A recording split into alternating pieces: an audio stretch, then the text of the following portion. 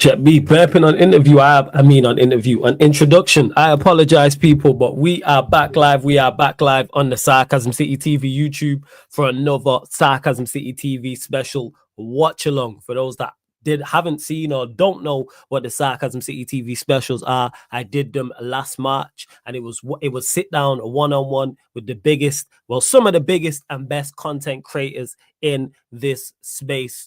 Saeed's one I did yesterday, Carefree, Lewis G, Troops. They're the three that we've watched back so far. And today we are watching back Lee Gunners. So basically, it's a multiple of things. One is about giving people their flowers whilst they're still here. I state this all the time.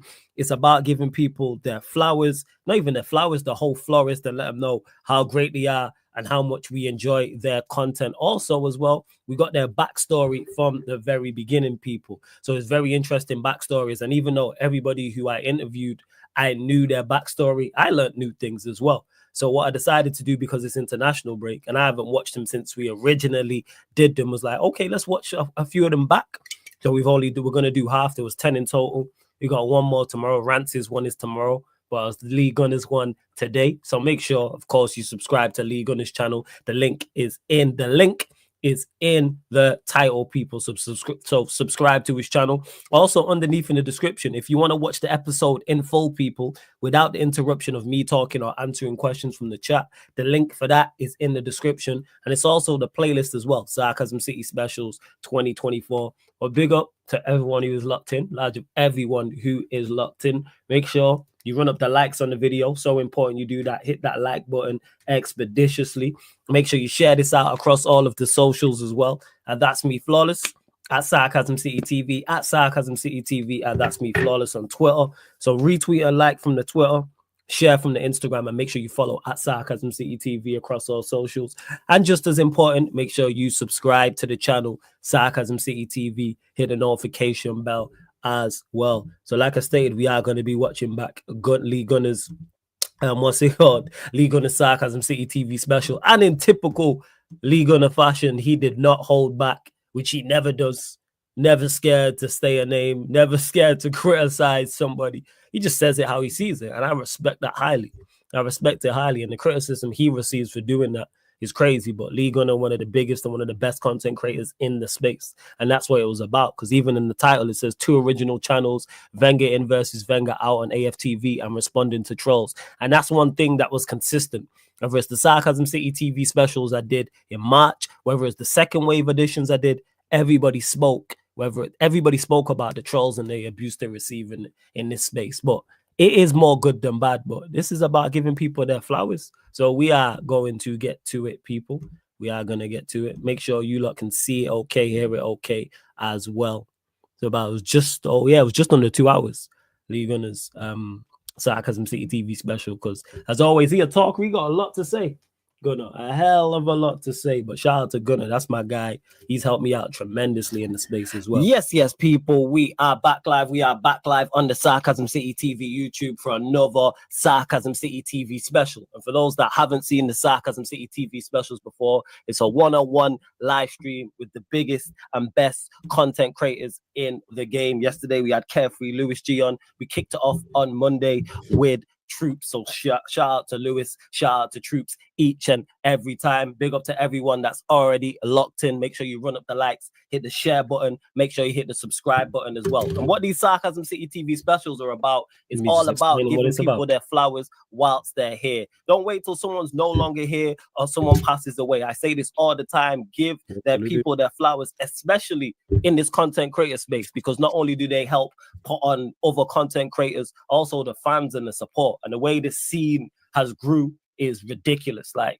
if we totaled up all the views, there's millions upon millions of views per month, more than certain TV shows, mainstream TV shows. That's facts. So this next guest here needs no introduction, but I'm going to give him the introduction he deserves regardless. Like I said, it's all about giving people their flowers.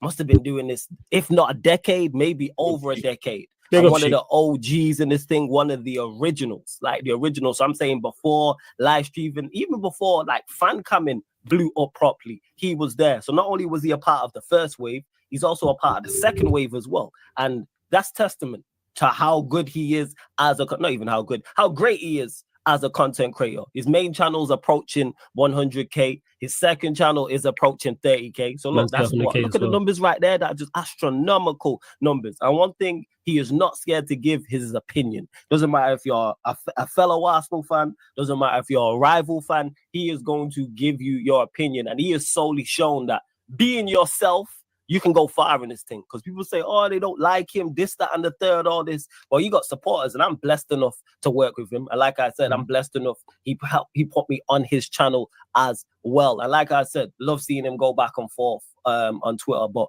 outside of all that, people really underestimate the knowledge he's displaying. Because because he's an older head, he's been around so long. The fact that he can tell you about football from the late 80s. Talk about a flaming pile of trash.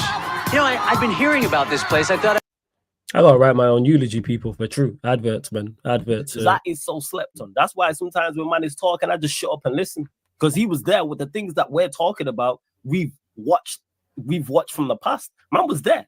You know what I'm saying? Man can tell you about certain games in the early 90s that even I can't tell you. Look. You get what I'm saying in that? So God, welcome to the show. I'm done. Blessed. Always words of wisdom. That's why we were slightly late, because that's one thing I have to say. He works like man's at 0 subscribers. Yes. Crazy. You know what I'm saying? Like, I thought I work hard. Man works 2 channels as well. Not only live streaming, but also uploading as well. So welcome to the channel. My like Lee Gunner is in the building. Yes, Lee, how we doing, man?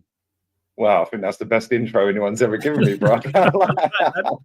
Totally right.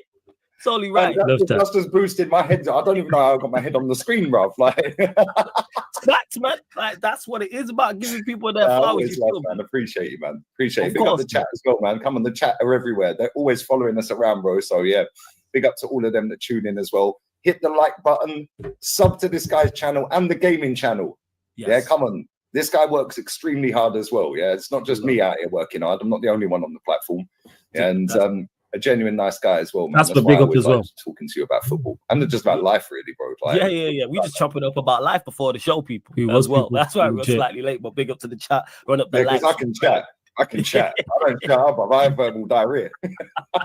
Good at a talker, man. Good at a talker. As soon as I switch the camera on there, that's it. I'm as soon as I come off the camera, bro, I don't want to talk to anyone. I don't want to look at my phone. I don't want to watch anything.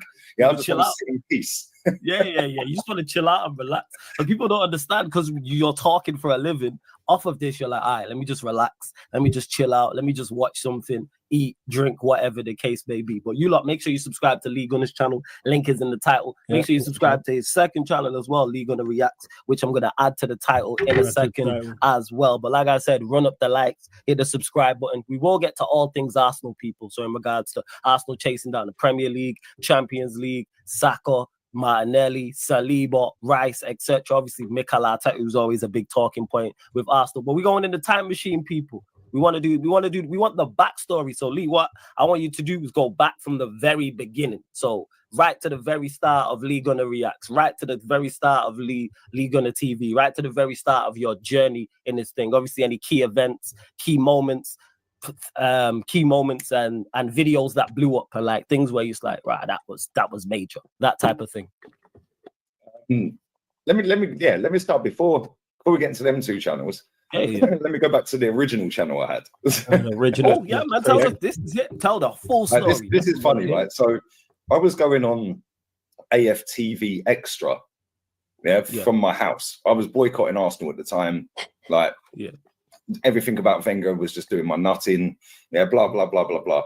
And I could go to games, I could get tickets. I knew enough people to get tickets, but it was just like, I was going back in the day as well, like not week in, week out, but Invincible season, I think I did 11 games that season. I was at the game where we won 5-3 against Middlesbrough. You could hear a pin drop at 3-1 down when Frank Kadrew scored from about 1,000,000 yards out. But yeah, it was a joy to watch Arsenal back then, man. And now to see like the decline of my football club systematically in front of my very eyes. And I was just like, 8-2 at Old Trafford. I wasn't at the game, but the 8-2 at Old Trafford, I was like, I've had enough of this manager, mate. Yeah. And then I was like, boy, that was what, 2011? So that's when you started on AFTV Extra before you was boycotting games, but you was doing AFTV Extra. I think that was. See what I'm saying? 2011, we're talking about, people. I have no idea. Man are talking, because I remember that game, because Ashley Young back twice. 2011 is one of the years Manchester United won the league. 2011, people. Bear in mind, we did this 2024. You're talking beyond a decade. Man's been out here and still doing his thing. No, you got to salute that. You know how hard it is not only to remain that consistent, but also the quality. The quality of work and the quantity of work is crazy for over a decade. How many people have come and gone since then, people? Right. That's why you got to salute the goats in this level now. Well, the Gunner Bang channel I set up in, I think it was the last season of Wenger, or just before I think it was the summer just before the last season of Wenger. So that was 17-18. So that would have been 16-17. I set that channel up. The 8-2 game, that was 11-12 season. That was 2011, 2012. So about 3 years later, I started going on AFTV Extra, which was Mems. Kenny was on there. Chig, RIP to my boy. Sam, big up Sam as well. There was a few others that were going on there. And basically, it was just like we'd sit there and debate after the games and talk about the games whilst Robbie and the crew were outside the grounds doing their thing, yeah? And I was enjoying it, man. I was like, that was on Google Hangouts. We were just chilling. And I was like, I enjoy giving my opinion. You know, obviously, you know me. I'll just say it as it is, bro. I don't really care. Facts straight to the point. My old man told me when I was very young, mate, say what you mean and mean what you say. Yeah, and if people get the ump with it, that's on them, innit? Yeah, so that's how I've always been, really. And I was going on that. Then I set up my own channel, Gunner Bang. Then that hit, I think, 9K subs before I went on AFTV fan cam for the first time at Stoke away. So what year was it that you set up? Sorry, if you roughly remember the year. I think it was the end of 16-17 season. Okay, so that's the original. That's the original channel. Yeah, I think it was the end of 16-17. I think I can't remember. In fact, I can tell you actually because the channel's still there. I just can't get into it because I'm a muppet and I lock myself out of it. Wait, I lock myself out of the gaming channel that's associated with it. Oh, did you lock yourself out of the email address as well? Is that what it was? No, basically what it is it was coming up to the 1 year anniversary of that channel. Yeah. So I said to a pal of mine, because I was doing it all off my phone. Okay. Yeah, Joshua, if Lee's about, I'm not sure if he's about. If he's about, Leo, can you download these videos? Yeah, and chop them all up into 1 year best bids. Yeah. So when he signed into the account, it popped up on my YouTube app. Is this you signing in? And me being a numpty, I pressed no. Yeah. And he locked it. Can't get the channel back. Yeah, I went down to Google's head office and everything down in King's Cross, bro. I walked straight past security up the escalator. They were chasing me up the escalator. It's fine. Yeah, I was like, I'm not leaving until I get it sorted. And they were like, well, we can't do it here. Like, why have you come here? That's crazy that you can't get that back. I thought you'd just be able to do that via the email. I reckon there's a way. I've got a YouTube manager. Yeah, like when you hit a certain level of subs, I think. And that's funny as well because I ignored that guy's emails for about a year. Yeah, and then I'm speaking to Fluers one day backstage. And even before I get to this, big up to everyone in the chat. I see you lot, man. Everyone's saying big up and everything like this nature. So let me just say big up to all of you lot. So obviously big up Sheik, Casper, big up, I'm blessed. Tell him Lee, most hardworking YouTuber, and you and Flawless No Lie. Big up to Dante, UG, big up to you as well. Joshua, big up to you. Flawless brother, you're a real one for this. A lot of people dislike Lee and his views on Arsenal and football in general. It's a positive that you big him up and recognize his consistency. And that's what it was about, Jason. That's exactly what this show was about. This is exactly what, not just this one, all of the specials were about. Because there's so much negativity in this space. There's so much, like, as much as there's positive and there's great people and great supporters and great content creators as well, there is so much negativity that comes alongside with that as well. Like, just unfairly. Like, disagree with them, I know you want, but when people start talking all personal type of things, or you don't support the club, or you don't love the club, and you're just in this for views and money and all this type of nonsense. So that's what this was about. And like I said, we normally wait, and this is just in life. We wait for people to pass away to go and then be at someone's funeral and go, oh, such and such was such a great person. He was such a great guy. He did so much for someone. So that's what this is about now. That's what this is about now. So long after we're all gone, I'm gone, 50, 60, 70, 80 years from now, people can go back and watch these and go, right, we actually got to give him his flowers in real time. And that's what this is all about. Because even with the Sarcasm City specials I did, like 3-4 years from now, I'm going to do these again. So from like 2024 onwards with Gunner, with Rants, Lewis, Troops, like what's gone on since then. Even the second wave ones, they were the same as well. I wanted to document it all. Like that was just, and the fact that I had the opportunity to do, I was like, I can't miss it. So yeah, that's what it is, man. And the thing is, we're gonna, if you disagree with him fairly, he'll allow you on his channel. to disagree with him is that people get personal. That's the crazy part. Gunner's like, all right, cool. Let's discuss Arsenal. Let's discuss Arteta, for example. ZL says last international break was good because of these shows. Glad you lot enjoyed them. Hey, big up to the Brian View, my G. I need to reach out to you as well. I'm going to. I've not forgotten. A big up to ZL. Yeah, you lot run up the lights. There's over 60 of you lot in the building. And again, if you want to watch this episode in its full entirety, I don't even know if that's a word, but if you want to watch this full episode, not in a watch-along form, not in a watch-along form, totally uninterrupted, the link is underneath in the description for the full episode, and there's a playlist for it on the channel as well. So let's carry on it. Page 4 went live, and he mentioned the guy like YouTube. I was like, right, is it this guy? And he's got a picture on his email. Okay. And he went, yeah, that's the same manager. I was like, bro, I thought it was spam. That's why I just ignored him for a year. I showed him all the emails of where he's been. So in the end, I got in touch with him. He's cool. Yeah, but I reckon if I reach out to him, I might be able to get that channel back. But should be able to, man. Definitely try and get that channel back. There's still 8.8k subs on it now. I did 187 videos. I'm looking now, yeah. Let me see what my oldest video is on that channel.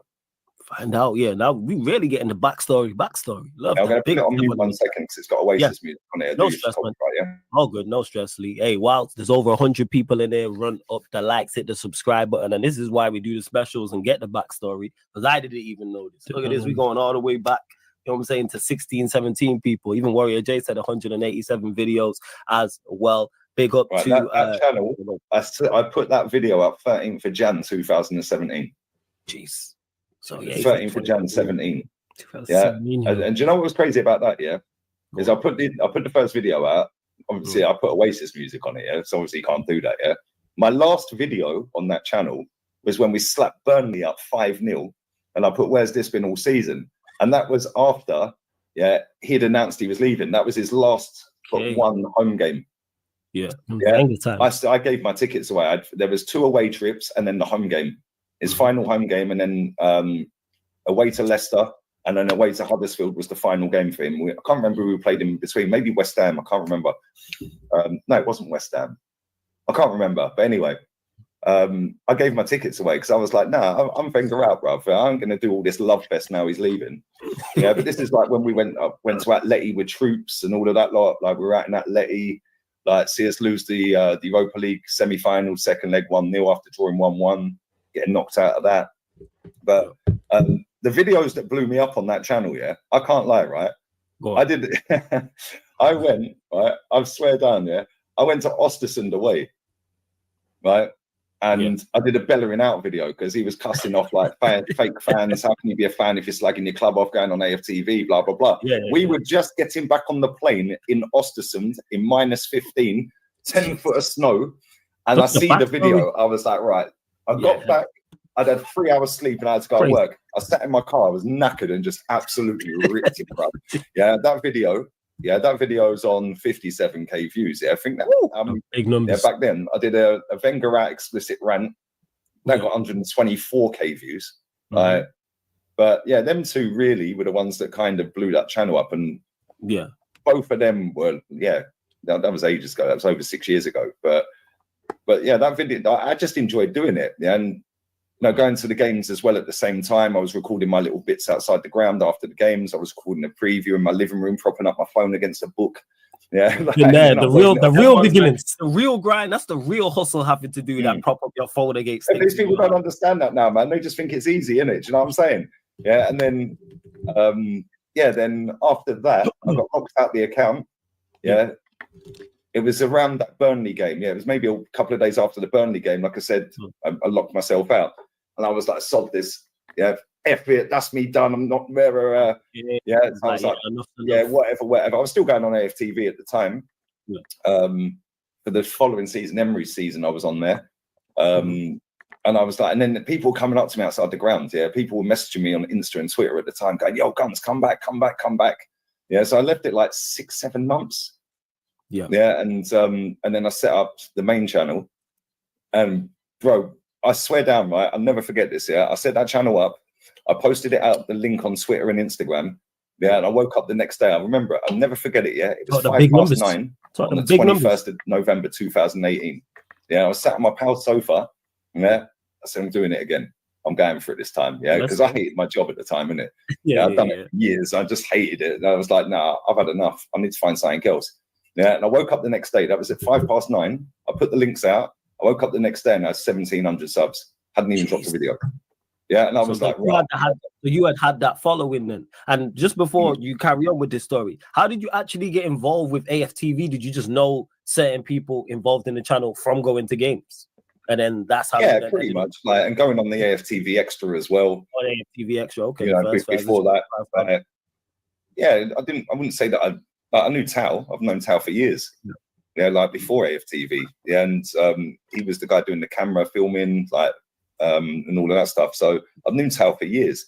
And then obviously because of going to games as well, you know. And then Robbie was like, "Yo, do you want to come on?" I was like, "Yeah, cool, I'll jump on." Yeah, right. And it just kind of went from there. And like, because it was Wenger in, Wenger out, everyone was punching each other up at games. Yeah, luckily I've still got a pretty face, bro. Nobody put a hand on me.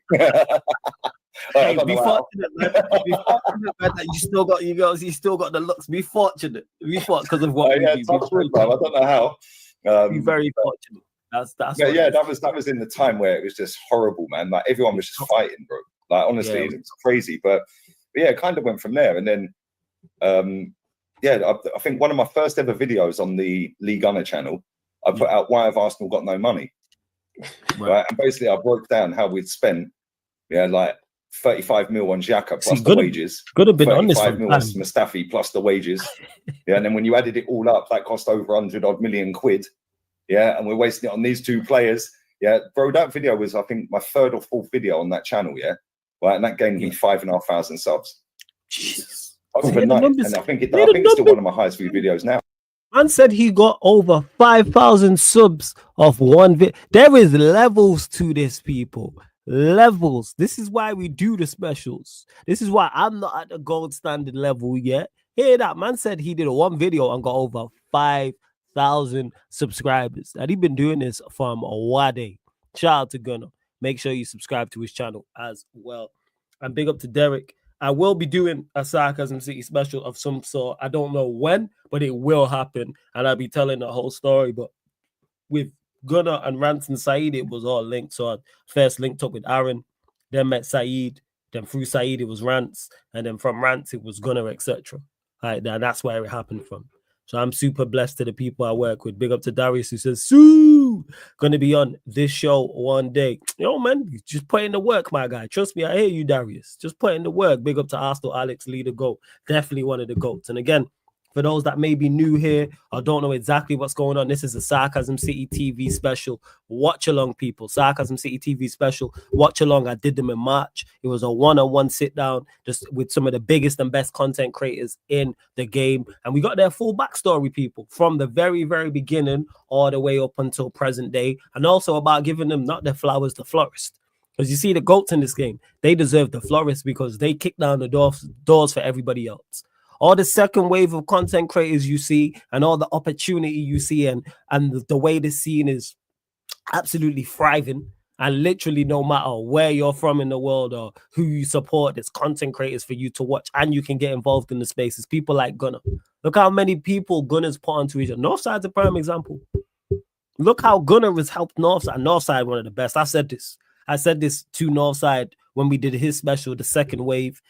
He's the biggest star, I think, out of that class. And I put myself in that second wave class. He's the biggest star. He'll be the first to get to 100K. And I said this all to him, 100%. So you just got to salute Gunner, man. So that's what it is. Zia says, respect the hustle. So I will stop the video every now and then just to let people who join in, new people who are joining might not have no idea what is going on. But if you want to watch this episode in full, people, if you want to watch this episode in full, uninterrupted, people, the link's underneath in the description for it. Or just go to the YouTube page, Sarcasm City TV, the main page, and the Sarcasm City TV Specials 2024, that playlist. Gunner's one is on there, people. This that we're watching right now. But let's get back to it. And that was one of my first videos 5 years ago on this channel. Yeah, so that blew up. Then I remember the summer we signed Pepe. I remember getting on a plane. I think it was the 13th of July, 2019. I think it was 19. Yeah, 2019, 13th of July. And I was flying from Luton to Malaga for a holiday. Yeah. And when I landed, Fabrizio Romano, I'd never heard of the guy before, posted out, Arsenal are buying Nicola Pepe, blah, blah, blah. Yeah. And then Ornstein put out, no, they're not. Yeah. Like he basically went against it. Yeah. But then, right, I'm following it after that for the 2 weeks. Yeah. Then I'm at the airport, right? And I'm checking and I'm like, yo, we're signing this guy. So I was standing outside Malaga Airport on my mobile phone, bro. Have you ever tried holding the phone up high for 10 minutes straight? Yeah. Bro, my arm was dead. Yeah, 7 in the morning. Again, that ties into the hustle and the struggle that you go through as a content creator. People walking around me, and I'm screaming with these earphones like, Pepe's coming, bro. I've uploaded that video in the airport on some dead Wi-Fi off my phone, right? Because I didn't have a Mac at this point. So I'm still doing it off my phone a year later, right? I then get back to Luton Airport, check the video, and it was on about 30k views. Jesus. Yeah, and again, I think we're getting 2k subs off of that. Yeah, and then it just went from there. And then it was like, we were doing all these in the thumbnails. Where's Pepe? Where's Pepe? Why didn't they announce it? And bro, the Pepe hype was mad. I can't lie. The amount of people that were saying to me after I put Pepe in the title for about 15 times in a row, bro, they were going, yeah, how many more times are you going to milk Pepe in the title, bro? I was like, until he gets announced. Yeah, serious. Like, you're going to talk about, because people are going to ask you about it. That's the crazy part. If that's the hot topic. The funny thing is, I'll never forget this as well. I had a little plug. Yeah, he don't work there anymore. I had a little plug at Arsenal, right? So deadline day, Pepe had obviously been announced, yeah, right, before deadline day. Pepe had been announced, and my plug texted me and said, yo, Lacazette showed him around the training ground. Jeez. Right? So I then put a video out saying he got, I think it was deadline day. Maybe we did announce him deadline day. I can't remember. Right? And no, it wasn't. But anyway, I put a video out saying Nicola Pepe was shown around London Colney by Alex Lacazette. Yeah. 2 days later, Arsenal dropped the video on their YouTube channel, Lacazette showing around the fucking training ground. Yeah. So again, bang, that blew up again. Yeah. Then deadline day. Yeah, I don't think it was deadline day. Deadline day, I'm doing like a 4-hour live stream. Yeah. And as soon as I start that stream, maybe within half an hour, I get a text from the same fella saying, yo, Tierney's done dusted, is in Sopwell House Hotel. Yeah. This hasn't even broken on Sky Sports News yet. Right. Done. He's passed his medical, job done. Yeah. So I'm sitting there like, right. This guy's 30. Everything he said has been spot on. Right? So I'm like, cool, I'm going to go with it. So I'll just put it out there while I was live. Right? But an hour later, Sky Sports News, breaking news, Tierney's on his way from Scotland for a medical. I was like, no, I'm sitting there going, no, he ain't. He's in Sopwell House, mate. He's already passed it. So again, that blew it up. Then Matt Ryan, not a single person, bruv. Not a single journal, not a single person in the media, said anything about Matt Ryan signing for Arsenal. I put a tweet out 2 days before, I think it was on the Monday, we announced him on the Wednesday, putting Matt Ryan to Arsenal with the eyes emoji. 2 days later, Arsenal drop it, Matt Ryan to Arsenal. Again, that blew it up. But he don't work there anymore, man. Yeah, so it's like my plug's gone. He would have been a great plug, man. The plug should have put you onto someone else to be the plug there. Trust me. Like, I still get a bit of news here and there, but but to be fair, the plug did let me down once. Yeah, when Wenger had gone, they were interviewing managers. Yeah, this is true. Yeah, and I just jumped the gun. Maybe it was true. The only manager that had 2 interviews the second time round, because Arteta had been interviewed before. For after Wenger went. Okay. But then after Emery went, maybe I'm getting this wrong. Yeah, I think it was maybe after Emery went. Yeah, actually, maybe it was. I can't remember. But Nuno Espirito Santo was the only manager to have 2 interviews. Jeez. Yeah, and I think it was after Emery. Yeah, so I just went with it. Yo, Nuno's got the job. Yeah, I cocked up in it. So maybe I believe him when he said he only had 2. With Mikel had an interview after Wenger went, and then he had the interview after Emery went. So he had 2, but not the same. Didn't call him back for a second, if that makes sense. Yeah. So that kind of cocked me up a little bit. Like, oh, your plug's fake. Yeah, like, forget all the other stuff I got right. Yeah, but yeah, that kind of blew my channel up. But then it was like I was the first Arsenal channel to do watch-alongs for every Arsenal game. Talk about it. Every single Arsenal game, I was the first channel to do that. First Arsenal channel to get Fabrizio on. And then everyone got him on, which is cool. Listen, big up to Fabrizio as well. He smashed it. I got him on when he had less than 1 million followers, bro. Jeez. Now he's on about 20-odd million. It's crazy as blow up, man. Yeah, he's just consistency, bro. That's all it is. It's just consistency and just like I ain't getting bullied on the internet, bro. Nobody's bullying me. I'll say what I want. Yeah. If you want to bully me, if you want to bully me, cool. You better know more about the club than I do. Yeah. And the thing is, when people sit there, and it makes me laugh, because like I do get a lot of hate. Yeah, everyone gets hate on the internet. Yeah, right? But a man said Spanish FA are currently being raided by police. Yeah, that's crazy. Like, they don't muck about out here, bro. Trust me, they don't muck about out here. They're going through the gaff like. People's posted on that, people, in regards to if any information, breaks. Yeah, I get a lot of hate, but the thing for me is I've actually been there, bro. I know my club pretty much inside out, and if I don't know anything about the club, then Kenny and Jez do, and that is why. Listen, Kenny was one of my bodyguards at games. I mean, look at the size of the fella. And nobody's coming near me when he's there, bro. Yeah, and there was another guy as well. I'm not going to say his name on it, bro. He's bigger than Kenny. Like, he's about 8 foot tall and wide, bro. But no, all jokes aside, them two were cool. All the people were cool, to be fair. Do you know what? I don't really miss it.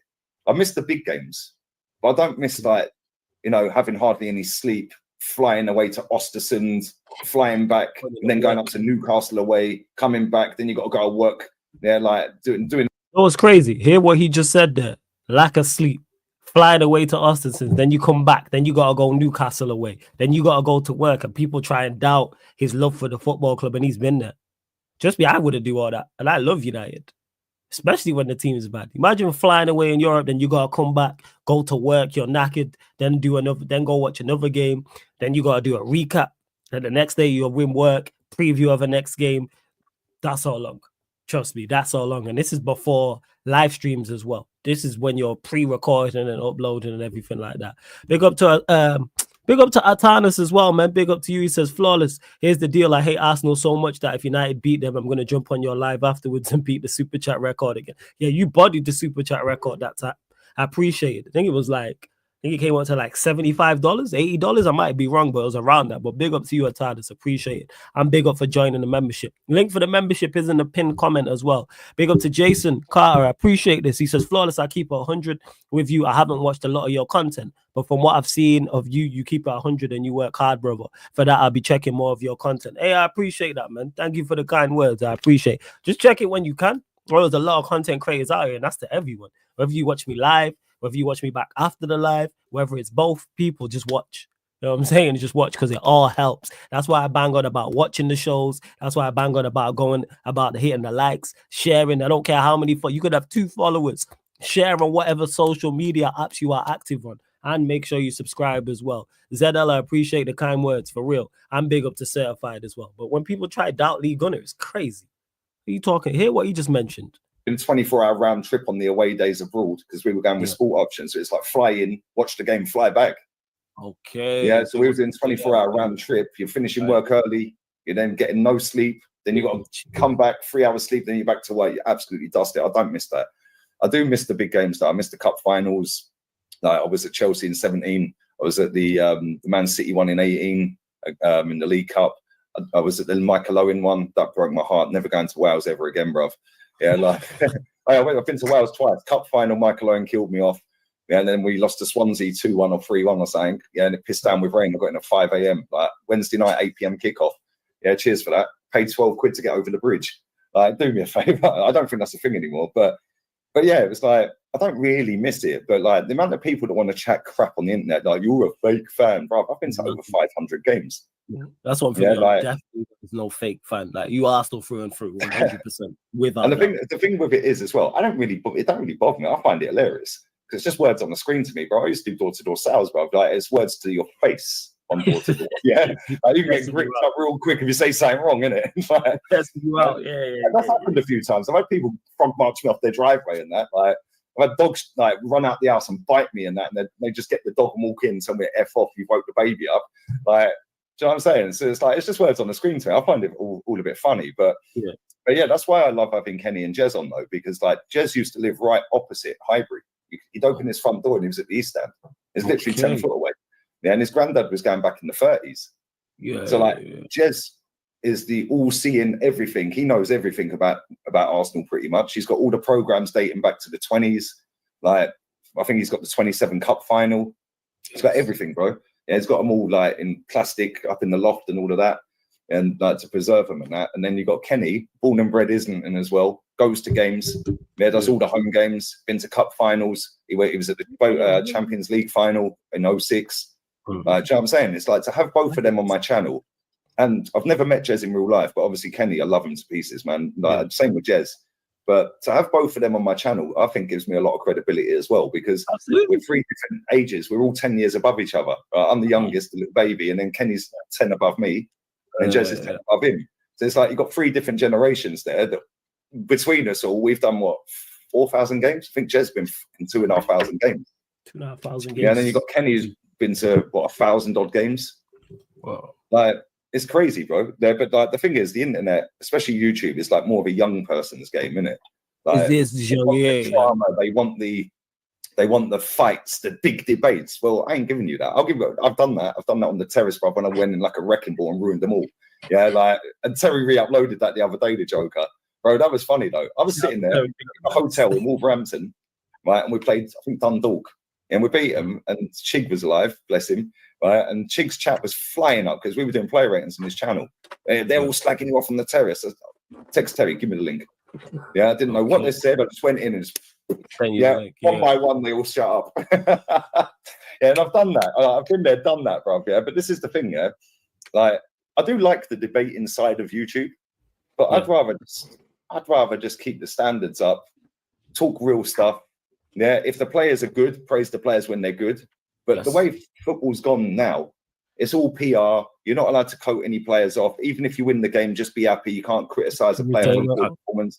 Like, look at you lot at the weekend. You lot won at the weekend. Bruno was rubbish. Rashford was rubbish. Yeah. Just be happy we won the game.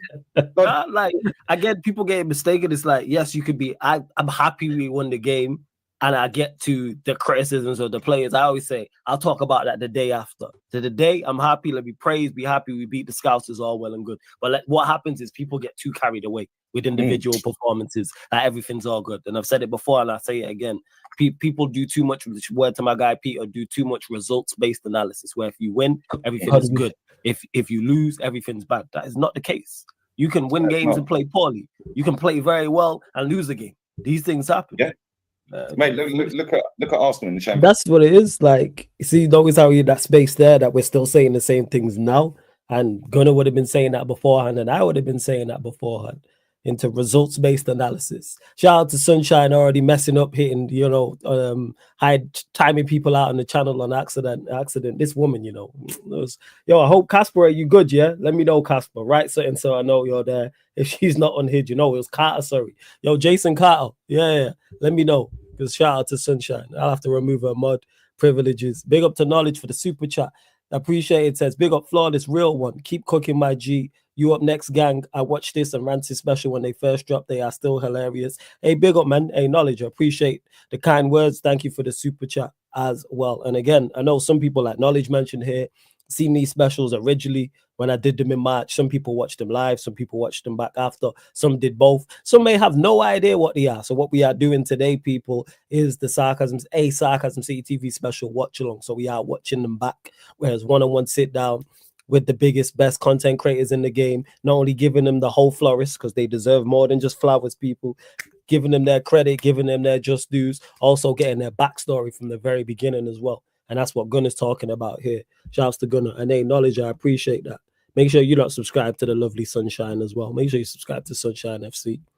And to big up to Casper, says, big up for putting people on your shows. For people like TJ, Sunshine, and Veta through your channel. Bro, moving like Lamassia of YouTube going. Hey, I appreciate that, Casper. And that's why I put people on that array. I don't look at numbers. Because you know why? People who are bigger content creators than me did that for me. Gunner did that for everyone. Literally, everyone that I pretty much did a special with has done that for me. Gunner did it for me. Lewis, Troops, Rants, literally everyone, Matisse. The list goes on. So the fact that so many people did that for me, that's why I do it for others.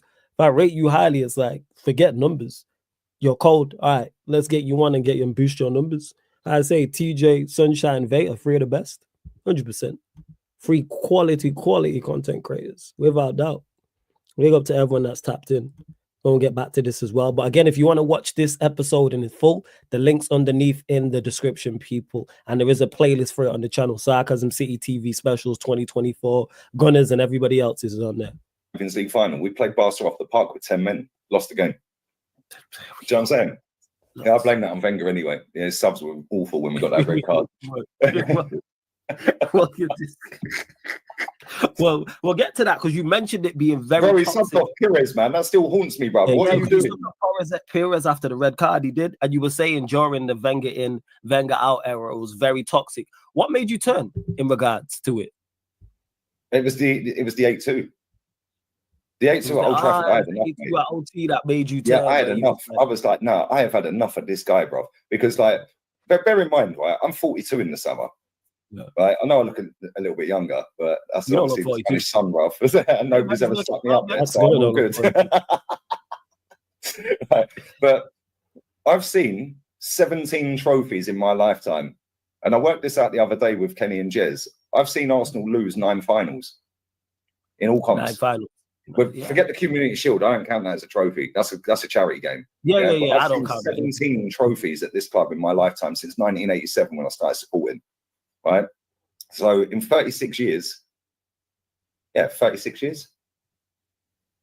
About that. I've seen Arsenal win 17 trophies and lose 9 finals. Why should I drop my standards? That's true. Yeah, I've grown up on success. I've grown up on George Graham. And this is like when people say, oh, you're just negative and toxic, it takes time. Well, it don't, does it? Because Wenger won a double in 18 months against the best manager ever to manage in the league. That's what I'm saying. He did. Yeah, without any money. He was buying some kid from France we'd never heard of, bro. Do you know what I'm saying? Like Remy Gard and all of them, man. Like, what are we doing here? It's true. Don't take time. Yeah, you smart. You had the best manager I've ever seen in my life. Yeah. I think Pepper surpassed him on trophies if he hangs around long enough. Like, maybe not Premier League, because I don't think he'll stay here for that long to win 30. Yeah, I don't think he'll be here for that long. But if he stays in management, overall, he'll do him. Yeah, but you had the best manager, you had the most money, right? And you had the best squad. Yeah, we nicked 3 Premier League titles off of you lot. They did. Do you know what I'm saying? We done you dirty in that cup final in 05 because you absolutely battered us. We did. And then we done you on pens. Vieira's last goal for Arsenal. Ridiculous. I still can't believe it. Champions League final in 06. It was like, cool. Right, we've done an invincible season. Chelsea have come along. Yeah, they had Jose and they were spending money. And this is why like modern football winds me up, because like Man United won a trophy in 12-13 season. They won the title. Last title we won, yeah? 12-13. It was 12-13 was the last time, and then we won in 12-13. the year before that. By the way, the Sheikh had been here 5 years by then. Roman was in his element. Yeah, do you know what I'm saying? Yeah. And it was like, well, how did Fergie nick a title off of them two then? Because you can't compete with them apparently. Right? Roman comes in, is up against Wenger, who's just gone invincible, and he's up against the best manager in the world, Fergie. And they won titles. Jose found a way straight away, bro. First season. They won 2 years. They won 2 trophies. Right? And people to say yes because he flooded it with money. Well, hold on a minute. Doesn't matter if he flooded it with money. You're up against the Invincibles, bro. Thierry Henry and all that lot. Still found a way. Yeah. And he found a way against Fergie. Yeah, as well. Yeah, let's not forget that. Wenger and Fergie. Yes. Yeah. Like 2 juggernauts at that time. Because that was that era. In 08. Yeah. Do you think the Sheikh sat there and went, oh, I'm not really sure we can compete with Fergie, Roman, or Wenger? Yeah, he was like, no, we'll find a way, bruv.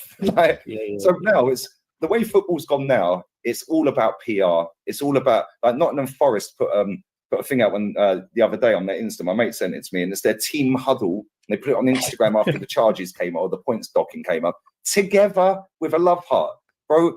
They are all colluding together. Yeah, I swear the Premier League have told all these clubs to do this. You've said this before, actually, in regards to the huddles, and I know it really grinds your gears. It's something you're not with in regards to the team huddles. But you know why? Because the Premier League, Sky Sports and TNT Sport run football. They run the English game, bro. Yeah, they both fund the money into the Premier League. The Premier League then state the rules, the laws, and regulations and whatever. Yeah, right. Between them three, they are literally finessing everyone, and these clubs are part of the finesse. Then the journalists are part of the finesse because the clubs have realised get them in the back pocket. I remember when Fergie was banning people, and then he got them back in. He sat them down. He said, "Your job is to tell the truth." Yeah, I remember him sitting there doing that. Minerals did it on his channel. He's got the clip. He said, "Your job as a journalist to tell the truth, not twist my words." Yeah, that's true. Now, fast forward a decade later, all of a sudden, they're not there to tell the truth anymore. They're there to peddle out the club narrative. And it's gone down that route. The only elite club on the planet that don't do all of this crap is Real Madrid. Yeah, they don't care, bruv. Like, I've seen Ancelotti get stuck on him, pause enough times in press conferences, because I watch all of his press conferences.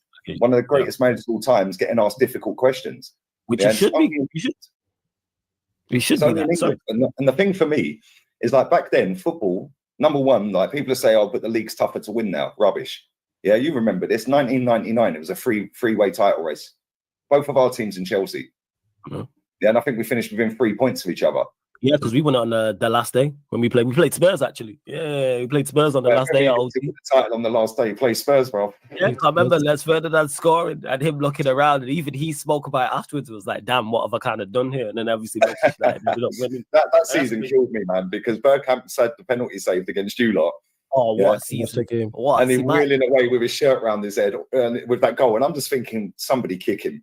Yeah, and Vieira gave the ball away to him. It was Vieira, because that's where the chant comes for those that don't know. That's where the Vieira chant comes from. You know what I'm saying? That's where the Vieira he gave Giggsy the ball. Like, and because I was a kid watching that, I was just emotional and ecstatic. I will never forget that season.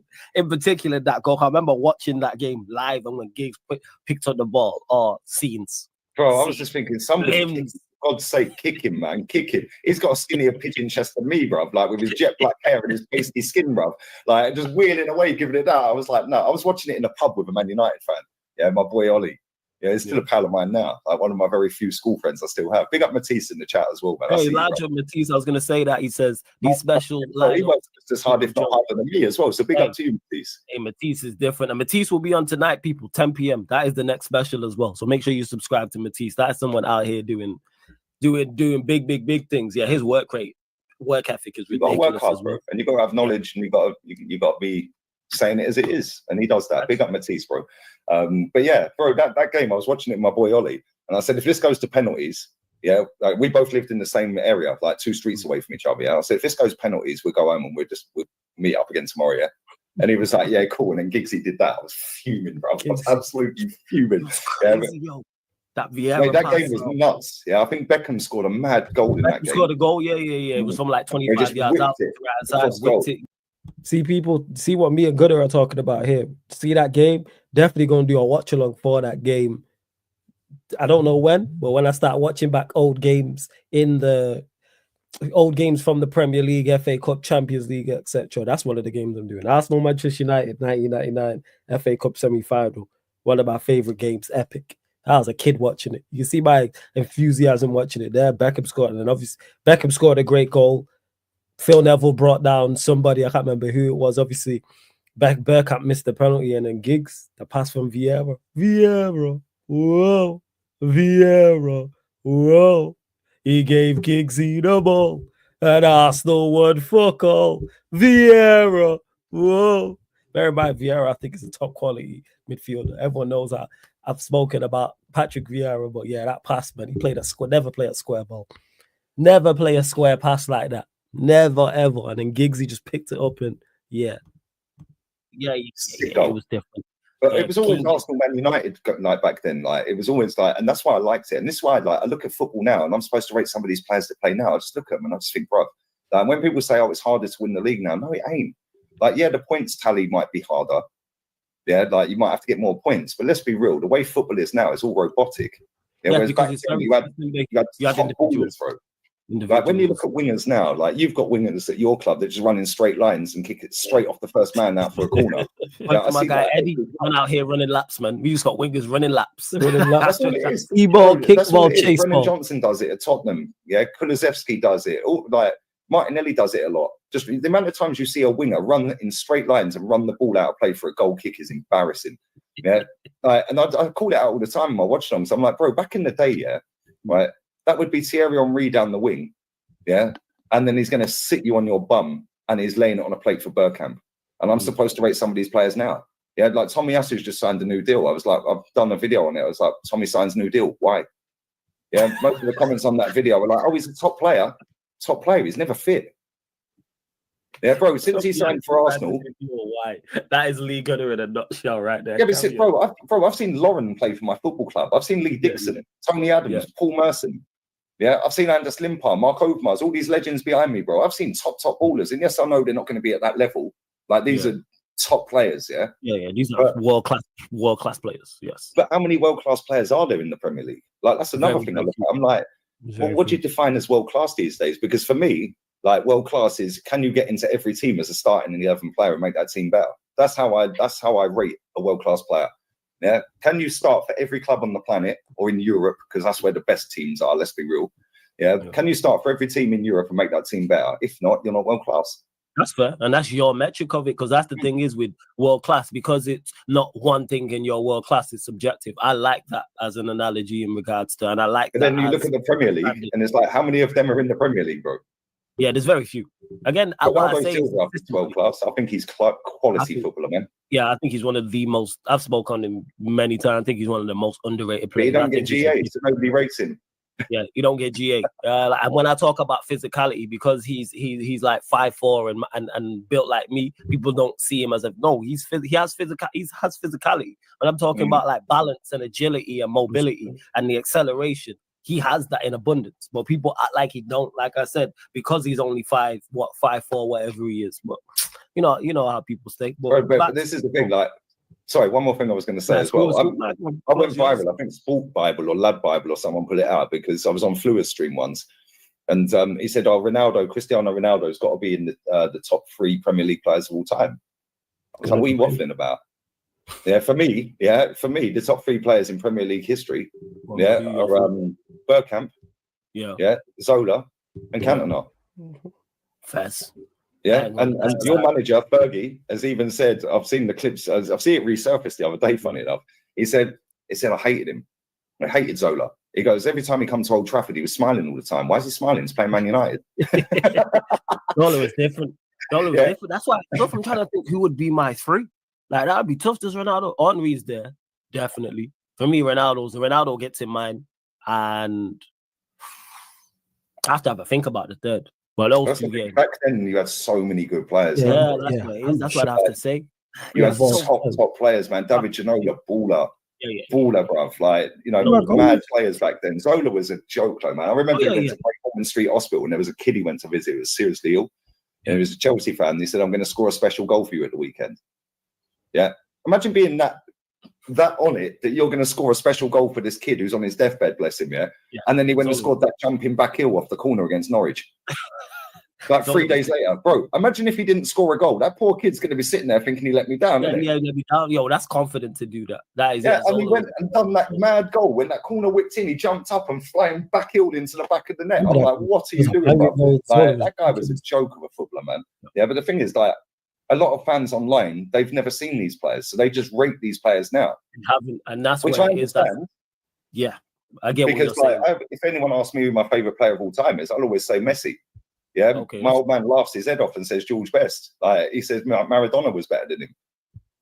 Like, I didn't see. I didn't see. That's why before when I say, oh, such and such is the best ever, I always say the best I've ever seen. So that's why I don't comment on a Maradona. That's why I don't comment on a Pele. I think Maradona has the best accolades. I think him winning the league title with Napoli and winning the World Cup with the Argentina side are 2 of the greatest feats. I don't think anyone has 2 better feats on their resume than that, because them teams were not it. But obviously, like I said, these are before my time. But Maradona's there. Obviously, Pele's quality, and then there's players previous. But that's why I like to talk about players from 90s and onwards that I actually watched.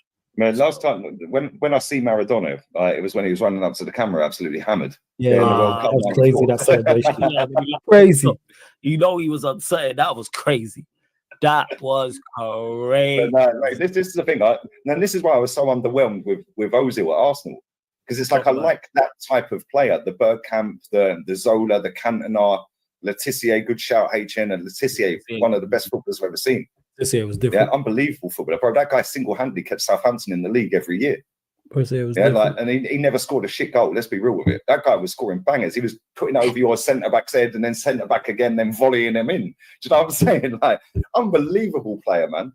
Unbelievable players. But this is the thing. I've seen so many good players. Yeah, I was growing up watching Italian football on Channel 4. Oh, we spoke about the Serie A in the 90s. Oh, ridiculous. Oh, everybody. Bro. Every player was world class. Yeah, every top 10 team. I think all the top 10 teams at that time had like a world class striker. Like, we talk about Batistuta. He played for Fiorentina. He's one of my favorites, man. Yeah, Batistuta, one of my favorite strikers of all time. But he played for Fiorentina. Fiorentina weren't challenging for Serie A. They weren't top 4. They weren't top 6.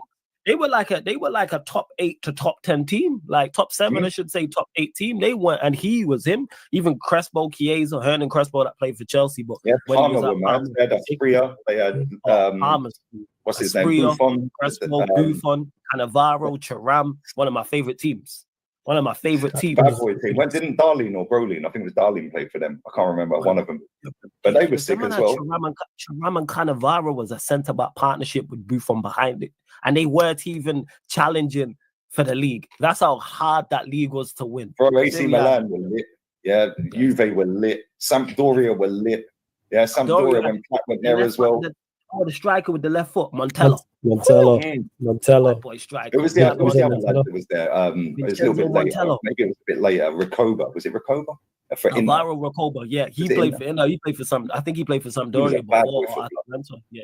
But bro, when you're seeing like Adrianos and R9s and all of this, yeah, and then I'm supposed to rate players like Jackson and teams like, oh yeah, but he gets GA, like get out of here, man. Flipping do me a favour. Yeah, I'm getting told, oh, Ben White. Yeah, Ben White's a decent player, but bro, come on, turn it in, bro. Point. Yeah, the hype is crazy, and people try to really do too much. A man said Udinese, yeah, like Oliver Bierhoff. Yeah, like I remember that I used to watch that league religiously serious. Every Saturday you had the it was like the Soccer Saturday type thing. Yeah, like with James Richardson type of thing. James Richardson and that. And then the Sunday you'd have the game on. Yeah, bro. And the music was sick. That theme tune's the best theme tune. Love that yeah, man, look at the names in this chat, bro. Seydorf and that, bro, crazy. Yeah. Connect you though. I said Baresi, Karoba, like the list. Like Pirlo, Davids, Conte, Zidane. Do you know what I'm saying? That's when my old man, funny enough, stopped watching football. Yeah, as soon as Zidane moved to Real Madrid for 50 M's, my dad said, "That's me done." Yeah, he said, "No player's worth 50 million. Stop watching it." Yeah, and he's barely watched any football since. Yeah, like he watched it here and there, and that was what 2000. That's why when people hear me like criticize and they're like, "Oh, why are you so critical?" Because if we're trying to get to the top, then we need to hold players to certain standards. That's what we need to do. Yeah, that's the thing. There's not many clubs in the world that do keep them standards high. This is why I like Man City, because their fans were booing at the Emirates when we beat them 1-0. Not all of them, but there was boos at the Emirates. Their fans because they lost 1-0, didn't do anything. That's right. Yeah, their fans have booed them a couple of times this season. Real Madrid get booed halfway through a game the other night against Leipzig, 20 minutes in. The white hankies will be out if they don't win the league, bro. Hey, before we continue, 7 days earlier, and then 7 days later, they're getting booed off at half time against Almeria. 2-0 down. You at Real Madrid, you got do that in England. Oh, it's so toxic. Look what they've done for the club. And this is why I get the ump with it. And this is why I know that the Premier League and the Sky Sports and BT Sport, because they're the ones with the money and they're the ones giving these clubs the money, they can peddle the narrative. The narrative is go out there, get the club photographer, to take a photo of you all standing together in a team huddle after you've just done 15 minutes in a dressing room at half time. Now we can put that out, win, lose or draw together with a family. Yeah, and they're really trying to lower the standard for these football clubs. Yeah, Bayern Munich are going down this road as well, and they used to be elite, bro. This season, they have fallen off a cliff. Yeah, they have fallen off. Bayern Munich have been. They haven't been at it like Bayern Munich. Bayern Munich have not been Bayern Munich for a couple of years now, because that is one team who have always been at a level consistently, obviously winning the Bundesliga, consistent threats in the Champions League, not just in the Champions League, getting to the latter stages. It's like, oh, Bayern Munich have a chance. They're top 2, top 3, top 4. Obviously won it on numerous occasions, well, a few occasions over the years as well. But you lot, there's over 280 people here. I'm going to grab a beer. No stress, Lee. It's all good. Yeah, no stress. Run up the likes, people. Run up the likes. Run up the likes on this one. Run up the likes on this one. 1 2 subscribe. 138 likes. Let's get up to 180 likes, people. And make sure you hit the subscribe button on the channel. Sarcasm City TV. Road to 11K. Obviously, we recently just hit 10K. We will be doing a 10K party Saturday, 10 p.m. people. We're at 10,228. Get us to 10,240 people. That's what I want. There's over 270 people here. I'm only asking for 12 of you lot to subscribe. Hit the subscribe button, hit the notification bell as well. Sarcasm City TV specials all week long, people. League on now. We got Matisse on at 10 p.m. Yesterday, we had Madon Carefree Lewis G. We kicked it off on Monday with Troops. We got 2 on Thursday, 2 on Friday, and 1 on Sunday as well. Big up to Jay Bowser. And don't worry, you lot, I will get to the super chats as well shortly. But Lee, you mentioned it, obviously, starting your channel, blowing up quickly in regards to the amount of subs you get. What was the first like huge video on there that, because you're obviously getting responses and interaction on the social medias, the Twitters, the Instagram, but what was the first video on the channel that you was like, oh yeah, I'm onto something here, this can go further? The one where I broke down Mustafi and Xhaka, costing this club a fortune. Yeah, and that's why we got no money, because we were skint apparently. Yeah, and I was like, well, yeah, I'm not surprised we're skint. These two are costing us nearly 150 million quid. Like, do you know what I'm saying? 70 million on wage on fee between them. Yeah, and then the wages as well was nearly 80 million or something over their contracts. So it was like that video got me 5.5K subs. Yeah, and that was, I think, the third or fourth video, something like maybe fifth or sixth video, but it just went bang.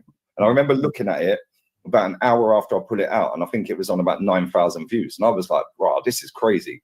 Yeah, so then that got, the next day I looked and I'd got 5.6K view subs, sorry, plus all the subs I had from the first night, the 1,700, plus the ones along the way.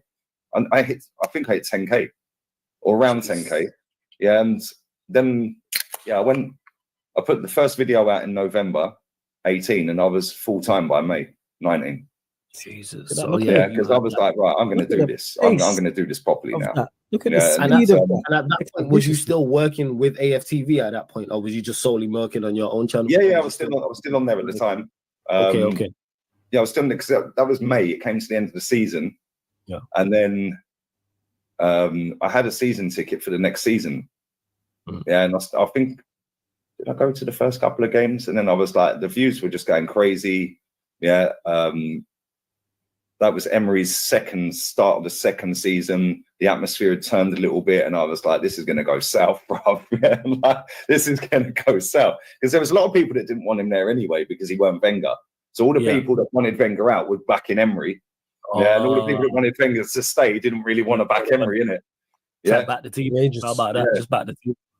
Well, there you go. But yeah, then, yeah, maybe the start of that season, that was August, the start of the next season.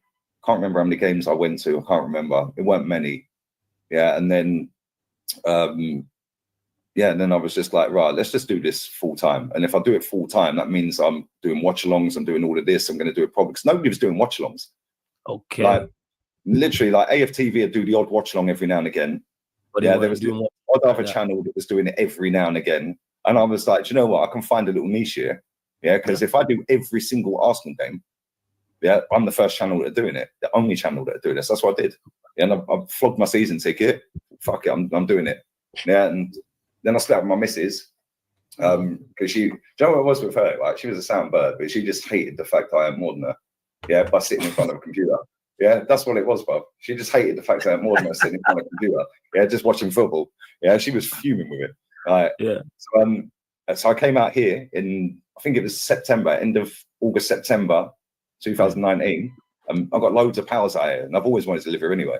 So was that an easy move for you to make in regards to giving up your season ticket, going from England over to Spain? Was you just like, all right, I want to live out there anyway, or was it a tough decision, leaving family, friends, home comforts? Yeah, well, all my family lived up north anyway. Like, it's funny because we're all from London. Yeah, all my family are from London, southeast London. Yeah, but my mum and dad live near Scotland now. Okay. Yeah, and like my sister lives around the corner. Yeah, but like, obviously my little one, like, she's just come back from Thailand. Yeah, and that kid fleeces me every day for money. Every time I get a text, I'm like, "What do you want now? How much?" Yeah, but it's crazy. But neighborhood settings. Yeah, it was quite easy because her mum, my daughter's mum, and my little one, they were sweet. They were good as gold with it. Wow, yeah, my little one was just going, "How many holidays do I get?" Hey, smart individual. Like, but in terms of friends and that, I've got loads of friends out here that have lived here for a while. Yeah, so that's why it was easy to move to this part of Spain, because it was like I've got like 4 or 5 friends that live here and I've known them for a long time. And so I was just like, yeah, let's do it. So, and the season ticket I was renting anyway. It wasn't mine, just renting it. So it was just a case of like, yo, I'll find somebody else to pay for it.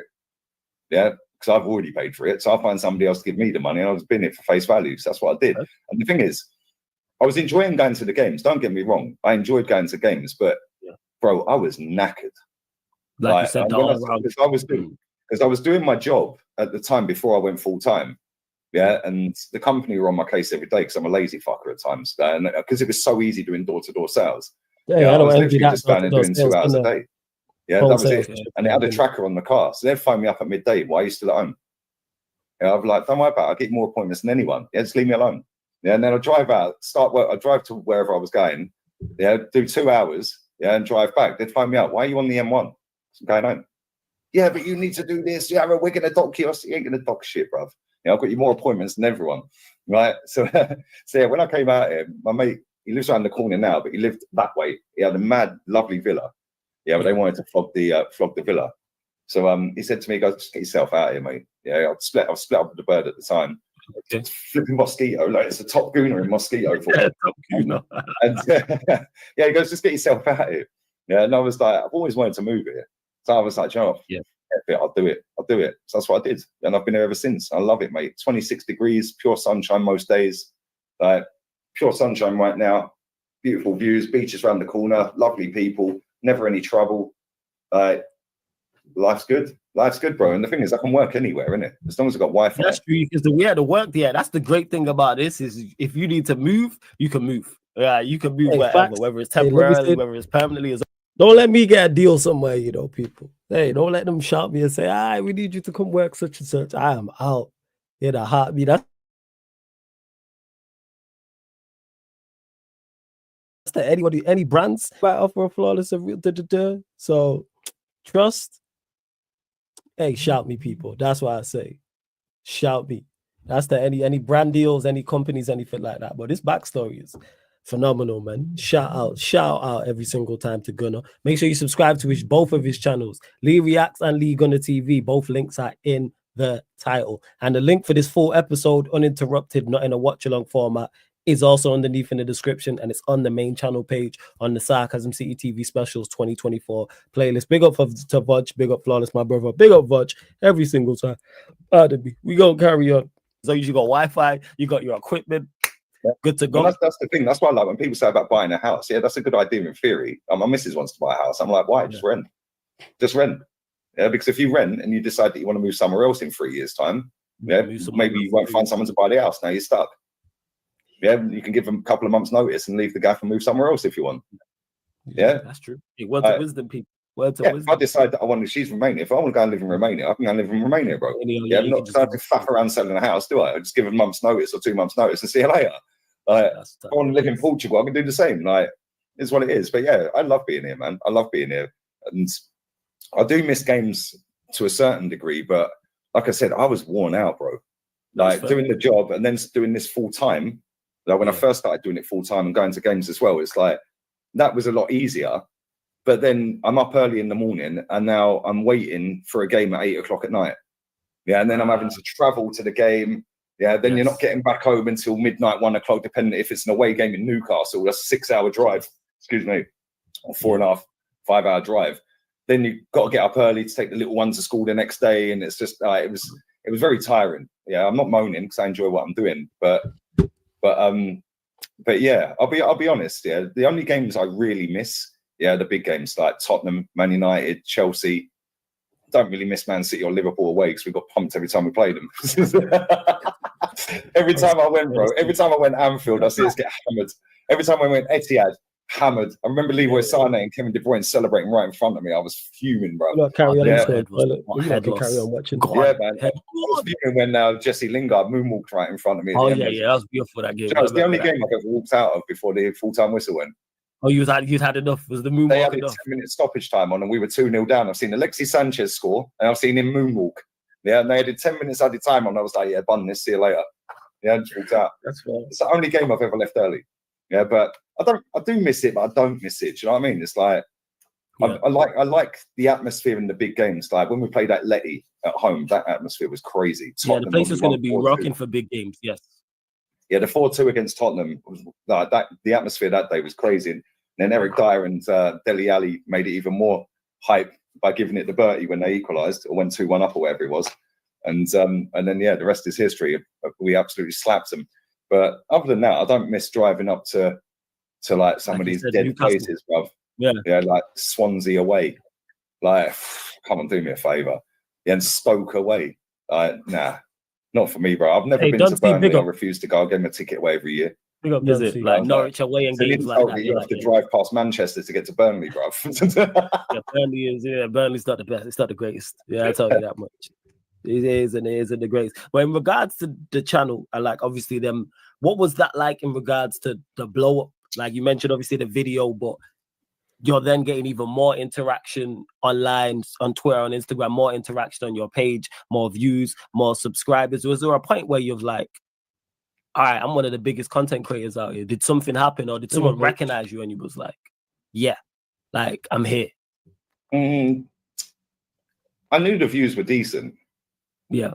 But like, because I wasn't going to games at that point anymore, like it was just more like, I don't know, it was more just like, if I read some of the, like, bro, if I read my helpful review comments, bro, I wouldn't be here today. Oh yeah, I hear you on that. I hear you on that. And people like, you read comments? No. Why would I do that? That's why I like live. That's why I prefer live streaming. Okay. Yeah, because I barely go back and check the comments if it's an upload. Yeah. That's why I like interacting with the audience. Yeah, and because I was always live, yeah, that's how the channel grew as well. Because there's a lot of people, and it works for different people. Like Bav uploads, he gets mad crazy views. Eunice uploads, he gets mad crazy views. Yeah, and then he'll do the watch along for the Chelsea game, but he won't. Most of his videos are uploads rather than streams with Eunice, and Bav don't live anymore. He just uploads. Their views are crazy, bro.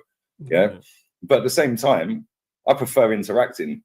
Like, so that's why I do the live, because you can have a laugh, you can build up a relationship with the chat. I know their names when they come in the chat. I know what they're doing. I know their missus' names. I know what they're up to. But like, do you know what I'm saying? You can. It's like you build it together. Yeah, and it's like not just uploading, not really. Listen, it works for them. I'm not dissing them too, by the way. Yeah, it's like you said, it's different. Like whatever. Yeah, everyone's got their own thing that works. Yeah, 100%. For me, live streaming, I prefer live streaming. I was speaking to my boy who does TikTok yesterday. He uploads from my TikTok for me. He runs my TikTok account. Because again, bro, if I read the comments on there, yeah, I'll probably get suspended if I reply to anything. You know what I'm saying? Yeah, that's worse than Twitter, bro. It's best you know. I'll just pay him to run it. Yeah, you just do it, bro. But yeah, like on here, I enjoy YouTube, man. Yeah, and for me, like, a man said, I know Lee always says hello to me. I do every time, bro. This is the thing. Always do it, bro. Yeah, it's right now. It's lovely building up a rapport. Like you said, I know certain people pop in the chat. I'm like, oh, that's such and such. What are you saying? You good, etc. And then I remember names that haven't come in the chat for ages. Yeah, and I'm like, yo, where you been? What are you doing? Yeah, where you been? Yeah, how comes I ain't seen you for 6 months? What's happened? Was I too toxic and negative for you? Now we've lost again. You're back. But no, I prefer the live. But in terms of like when I realized I was good at it or whatever, I don't know really. I can talk in it. Yeah, I've always been able to talk, and I'm funny. I know I'm funny. Oh yeah, I can make anyone laugh, bro. Like literally, I've been upset a lot of people as well. And that's why I said, that's why I asked, like, did you realize when you became such a heavy influence in this? Because like I say, anything, you go viral on a regular basis. Yeah, but do you know what? That's do you know what? This is how I know that I hate the word influencer. I hate that. I'm not trying to. But that's why I don't say influencer. That's why I say you just have an influence, which you do. Yeah. You do have influence. When people say you're a social media influencer. No, I'm not. I'm just an Arsenal fan with an opinion. Yeah. Like, I'm not trying to influence people. Like, do you know what I'm saying? I'll just give my opinion. If you don't like it, that's your problem. You don't like it, yeah, fine. Yeah, but probably when people did start clipping up all my stuff, because there's so many people on other apps that are triggered by me. Why? Like, why are you so rattled by me, bro? On match day, if Arsenal win a game, I'm trending. So why? That's true. That's crazy. Rather than people celebrating. If Man United win a game, he's trending. Hear the influence. Hear what man just said. Arsenal win a game, he's trending. Same with Rants. United win a game, he's trending. That is crazy. That's how much they're on the forefront of people's minds. That's how heavily people are praising and how heavily people hate, which is ridiculous. Salute to everyone showing love. Like, salute to everyone bigging everyone up. But people, hate consumes people. I could never do that. I could never sit down and watch someone I dislike. I could never tweet about someone I don't like, when there's so many people that I can watch that I do like and the fans of or tweet about. So people really are miserable. Misery loves company, rather than celebrating the win. That tells you we have a lot of wardrobe need an update. Yeah. Find a fresh look on adverts. YouTube getting their bread on our channels, and people are like, they're polluting people. They're influencing people. Like, I get it all the time. Like, yeah, bro. But this is why my second channel is hilarious, because I don't speak about Arsenal on that channel. Yeah, and that channel is flying. It's flying. It's done what, nearly 300,000 views last 28 days. 300,000 them views. numbers. Talk them 28 days. Best month I've had on there is 396k in a month. That What was in did the June. numbers? What did Jadakiss say to 50 on Checkmate? 1.1 million in a short week. I did 300k in a short month. Got chat to Gunner. 300k in 28 days. Not even a full month. Like I said, man, Jada said to on Checkmate 1.1 million in a short week. Nah, man. Man did 300k in a short month. Mud. Shout out to Gunner. That $500,000 a month, like that'd be nice. But when I'm on the other, like, bro, how many people are sitting there doing Celta Vigo versus Cadiz Watchalong? Just sitting back, dressing gown on, smoking a cigarette, drinking a beer, and having a chat with a chat. Do you know what I'm saying? Like watching the game. Half of the people ain't even watching the game; they're just tuning in for the banter. Yeah, they're just there for the jokes. Yeah, 100%. Yeah, second channel's awesome here, says Mello. Nah, Big that's up, right. man. Come on. Fully understand that because that's why I said influence, because you do, and people just hating. Because I always say this: if you had one subscriber and got very little views, then people wouldn't be fussed. But people hate. That's what that is. Why is these? And the thing is, I roast a few people that come in the chat as well. Pause. Like I just ruin them. Like and the thing is, I got a lot of moderators. Yeah, because like different times of the day I'll be live. Yeah, and obviously different time zones around the world. So I've got loads of mods. Yeah, they just block all the tickets, bro. Yeah, man, that's what it is. The odd one sneaks through. Yeah, but then you just give them a little spray, pause again, and then they're gone, and it's just funny, bro. Like, and I am funny. I know I'm funny. Yeah, but facts. At the same time, I just want my club to win. Like I see people saying, "Oh, if Arsenal win something, yeah, double unskippable." But have a double unskippable. Yeah, Io di Mutante. Yeah, son of a mutant. I was just watching X-Men before this as well. I was just literally watching the new X-Men as well just before this, as you said. But this is the thing, yeah. Like people say that if we win something this season, I'm finished. I'm done. So yeah, hopefully we do, and I can retire. Your views are gonna go even more. That's the craziest part. People who are already people are telling Lee Gunner as an Arsenal fan, say, "Oh, you're gonna be win a trophy." Also gonna be there. People don't realize that if Arsenal do well, that's gonna help you do well. If Arsenal, bro, even if that ain't the case, yeah. When we were winning them games 5s and 6s a few weeks back, bro, I went through the comments the other day. I just thought I was bored. I was just sat there. Let me go and have a look at the comments on them videos. So I was just going through. Oh, happy Lee's the best Lee. Oh, nice to see you happy. Hopefully they can win the league and you'll be happy now. Like blah blah blah. Like the amount of people saying that is crazy on them 3 or 4 games where we slapped everyone. Yeah, and it's like that's why you haven't been playing well. And the thing is, bro, for me, I said this to Jez and Kenny. To Rants as well. Like for me, if Arsenal win the league, it's almost like a weight off my shoulders because I'm not saying I've been the only one online on YouTube peddling Arteta out. You've got to win stuff, keep the standard, because there are others. Yeah, Curtis Troops, Dan Potts, all these other people, Northside. Yeah, other people are doing it as well. But bro, I've been on the case for years and years and years. Yeah, and I've stuck to it. Everything I've said. Yeah, I ain't flipped off flops, and I'm sticking with it now. If he don't win anything, sack him. Yeah, like because at the end of the day, it's clear he can't get over the line, and it's 4 full seasons to get rid of him. But again, it'd be but we were title challenging with the best manager, the best squad. No, get out of here. Yeah, if you can't get over the line, get rid. He's a paid employee. Ancelotti is in his second spell at Real Madrid. He's managed 51 games at Real Madrid in 2 spells, more than Arteta at Arsenal. Jeez, make sense. 10 of the last 17 managers at Madrid have lasted less than 50 games. Jesus. Why? Because they're paid employees, bro. Yeah, and they realise that. Yeah, the club spot a dud quick. I'm not saying Arteta's a dud, but he's looking that way if he don't get over the line this season, because that's 4 full years, 1 trophy, and that's what the squad you got rid of. Yeah, if he does get over the line, I will feel like all that fighting, all that battling, all that screaming, all that shouting, all that like swearing and toxicity and negativity. Yeah, it'd be like, wow, I can actually enjoy my club a bit more now. Do you know what I mean? Because now we have actually got over the line, and then next season I can sit there singing songs to rivals, going, yeah, champions of England and all that. Do you know what I'm saying? It's like, I've seen us win 5 titles, bro. I know what the feeling's like. Notice how Gunnar just talking about Arsenal winning the league title, the happiness and joy on his face. Because the Arsenal fan who wants what's best, but he can see it, that they are going to fall short. And this was in March we did this. And he knew Arsenal were going to fall short. I did. Everyone with 2 eyes and a brain knew Arsenal were going to fall short in that season. And they did. They fell short in 2023-24. They also fell short in 22-23. No one is surprised by it. No one. Big up to Adam, says, when did I do this with Gunnar? Flawless. March. This was last March, so it was a special with Gunner. I did multiple specials with multiple other content creators as well. And all we're doing here is to watch along and watching them back. But if you want to watch it, like I keep stating, if anyone wants to watch this episode in its entirety, no interruptions, the link is underneath in the description. I'm going to drop it in the chat as well. But I'll just go to the main page and it's literally at the top. It says Sarcasm City TV Specials 2024. There's a playlist and they are all on there. Yeah. I've seen us win 17 trophies. I want that feeling. Yeah. Of and course, if he wins one, I'll be the first to sit there and say, do you know what? Fair flipping play to him. Yeah. Because for 4.5 years, yeah, I've been calling this geezer out day in, day out, bro. It's boring, it's jarring to people. I get it, yeah.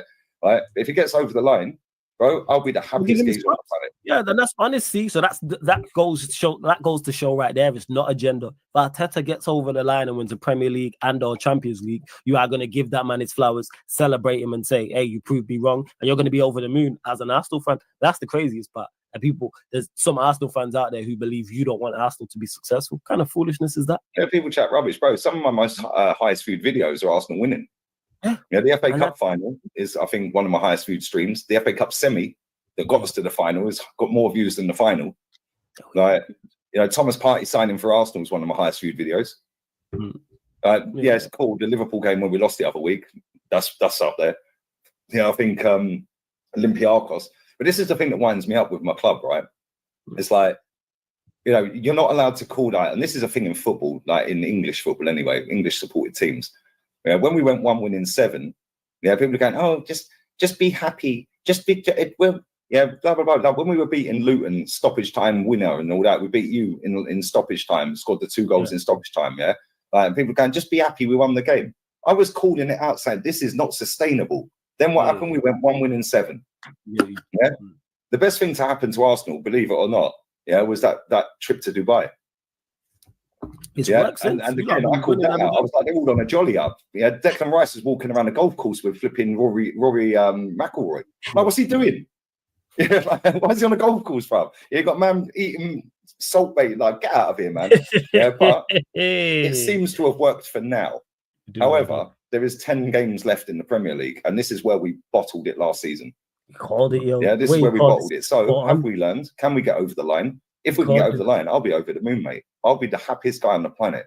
Yeah, because that'll be 6 titles I've seen us win.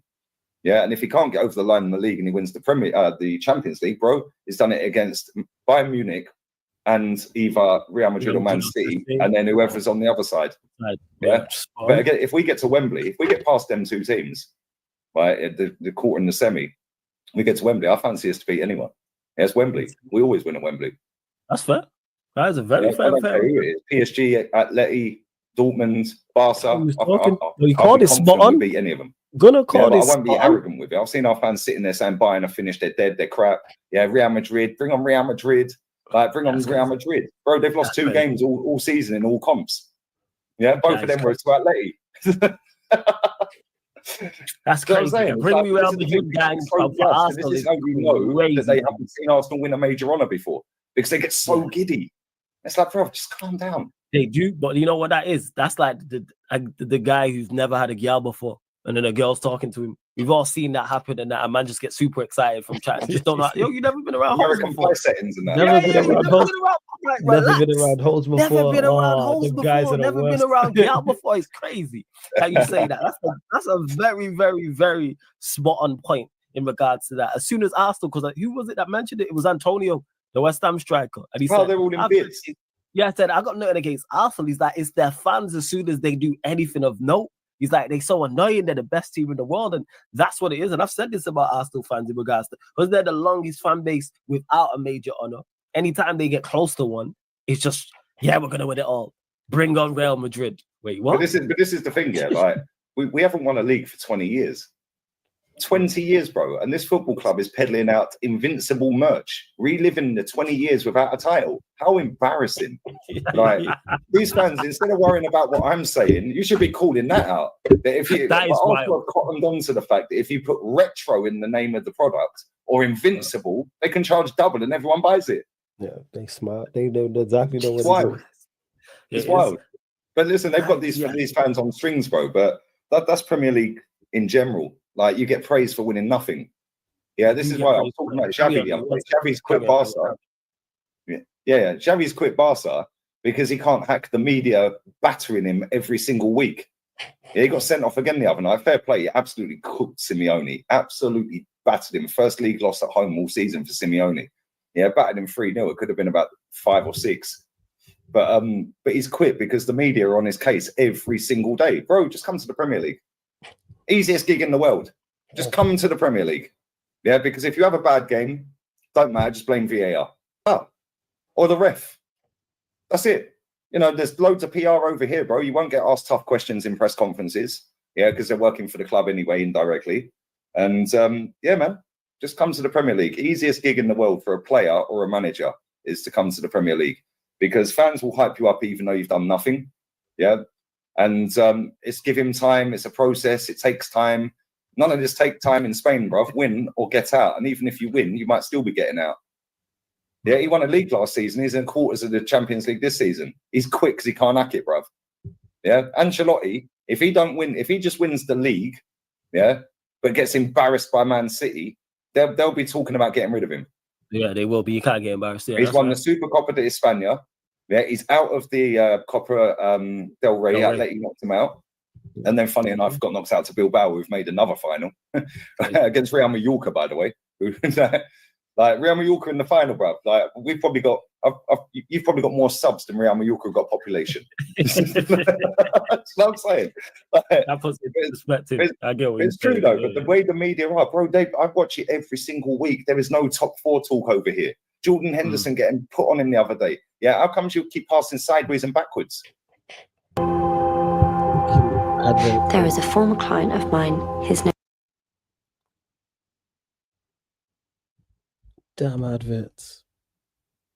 Was that one of your worst performances? No, because we won the game. Yeah, but it wasn't great though, was it, Jordan? Yeah, bro, he didn't have a clue what to say. Yeah, I heard he got pressed. I didn't know what it was.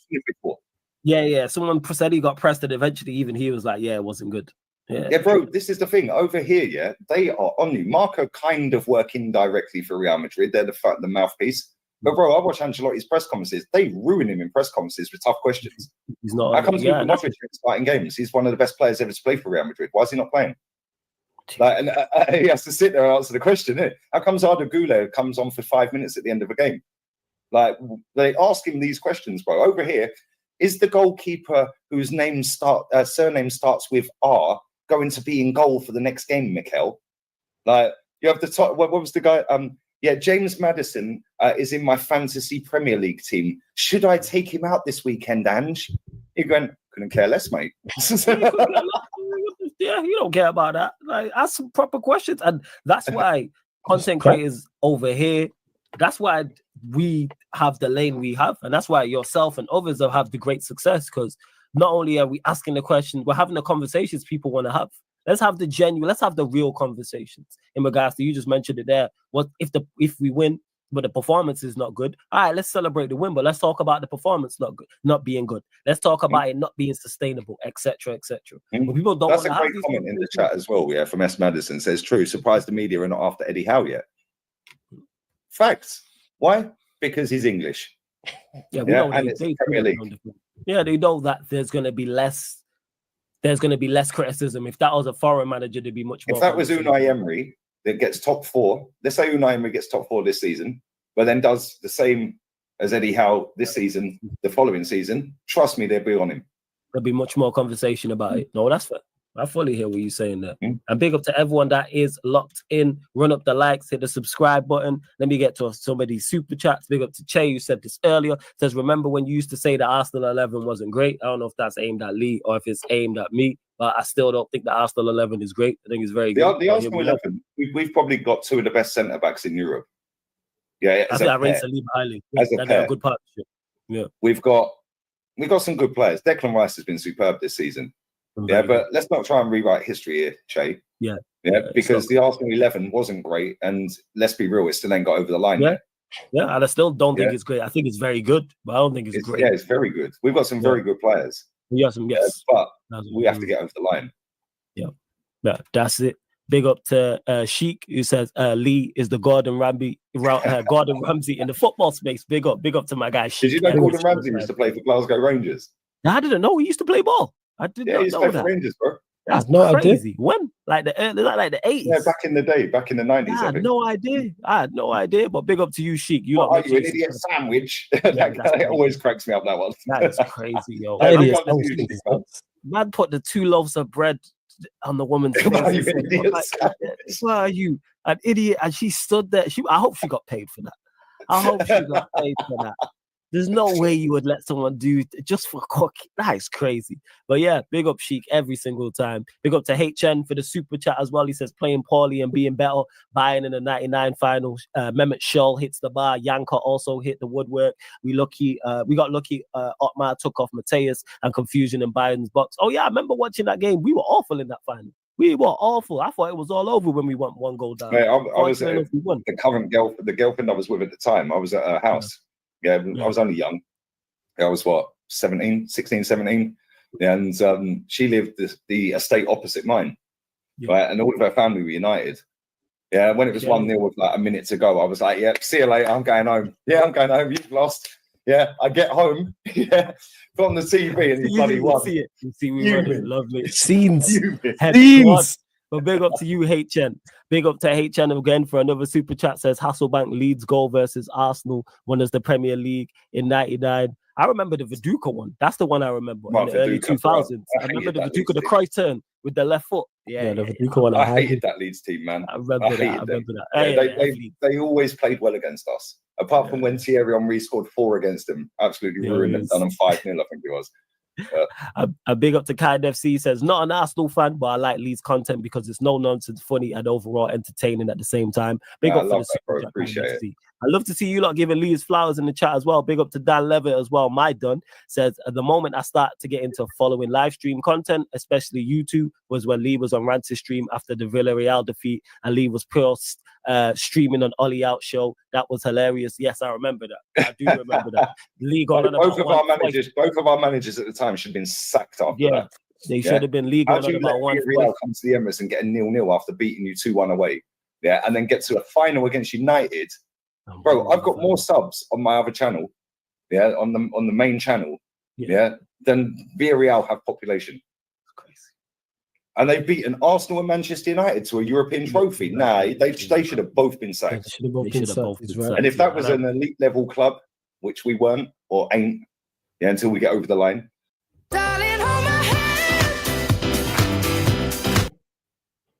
Damn adverts. Look at this. 2 double unskippables. Word to Gunner. There we go. Actually, is a skippable. Madrid, Bayern Munich, Chelsea back then. Yeah, like that manager would have been sacked. He would have been left in Azerbaijan, bruv. And he should have been. Yeah, I remember that stream you're talking about, Dan, as well. But big up to you for the super chat. I always love Dan's in my chat as well. Good luck, man. Dan, a real one, man. He's been supported from a long time. But you lot continue to give Lee his flowers in the chat as well. Continue to run. Well, I carried his son. Hey, big up to Dal for this super chat. Big up, he says, Gunner's Journey, just now tuning in. Hey, appreciate it, Dal. Big up. For those that may have missed the start, you can rewind it and check it out. Or you can watch it in full, in non-watch-along format, completely uninterrupted. The link's underneath in the description to League Gunner Special. There's also a playlist for it on the channel. It's right at the top of the page. The Sarcasm City TV YouTube page. Sarcasm City TV Specials 2024, and Gunners is there, and you can watch it with no interruption. We're just watching these back. It's international break, and I haven't watched them back since I did them, so I just selected a few of them, and this is League Gunner's journey so far. And not only was it about getting their journey from the very beginning all the way up until present day, it's about giving people their flowers. Nah, scratch that. It's about giving people the full florist, which the likes of Gunner deserves, because the amount of quality work that he puts in and the amount of consistent work he puts in on a daily basis. And over 100K now. Gunner Lee reacts is on however many, whatever astronomical number that's on as well. But Dal, appreciate the super chat. Big up. Appreciate it. Make sure you run up the likes though, because we're at 144 likes. Let's get to 150. Hit the subscribe button as well. It is rolled to 14,000 subscribers right here on the Sarcasm City TV YouTube. Subscribe to both Lee's channels. The links are in the title. Lee Gunner TV and Lee Reacts. Both links are in the title. Run up the likes, hit the subscribe button as well. And you kind of mentioned it want to get your foot, obviously, with your channel, it blowing up during just as you started live streaming. What is the future plans with the channel as well? What have you got planned? And as a brand as yourself, as Lee Gunner? Because you obviously branched out to the second channel. Is there more things in the work? Yeah, the second channel I'm enjoying. I'm enjoying, bro. I'm sitting there doing Osasuna versus Cadiz, and like we was talking backstage before kickoff, saying, "Yo, should I do Cyprus versus Gibraltar?" Yeah, man, definitely do that. Yeah, guaranteed goals, bro. You know Gibraltar are conceding multiple goals. Cyprus versus Gibraltar is crazy. I'm enjoying doing the watchalongs, like, because like I'm more relaxed watching other teams. Because you're not emotionally attached. And I can have a bit of banter. Like when you lot done Liverpool, yeah, like either way, I couldn't care less who won the game.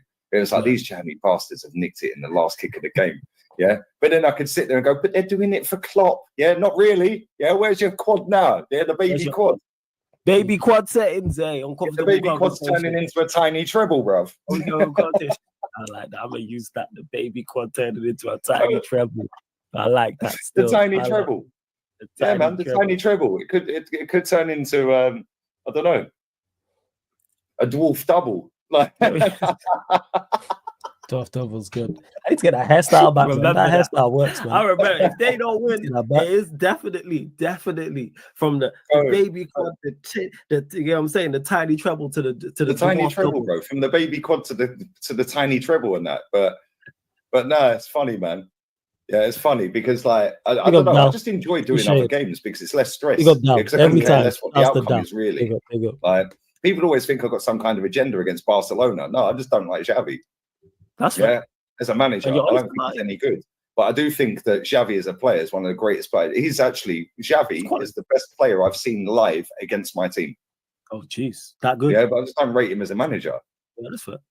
Yeah, and it's like, man said the stars are aligning. Shout out to Tony, man. Hey, asking if the stars were aligning. Hey, shout out to Tony. Who was the first person to say that on the United Arsenal show, and then I said it afterwards, and now it's a thing, and I see it all the time.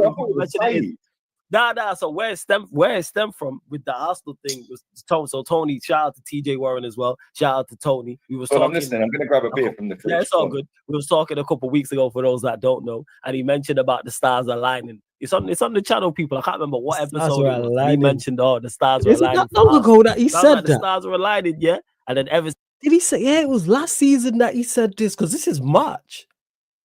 Bear in mind now we're in November, so you say this in March. I'm telling you about the stars aligning for Arsenal. Oh yeah, I remember Troops for the jokes with it about the Champions League draw because City drew Real Madrid.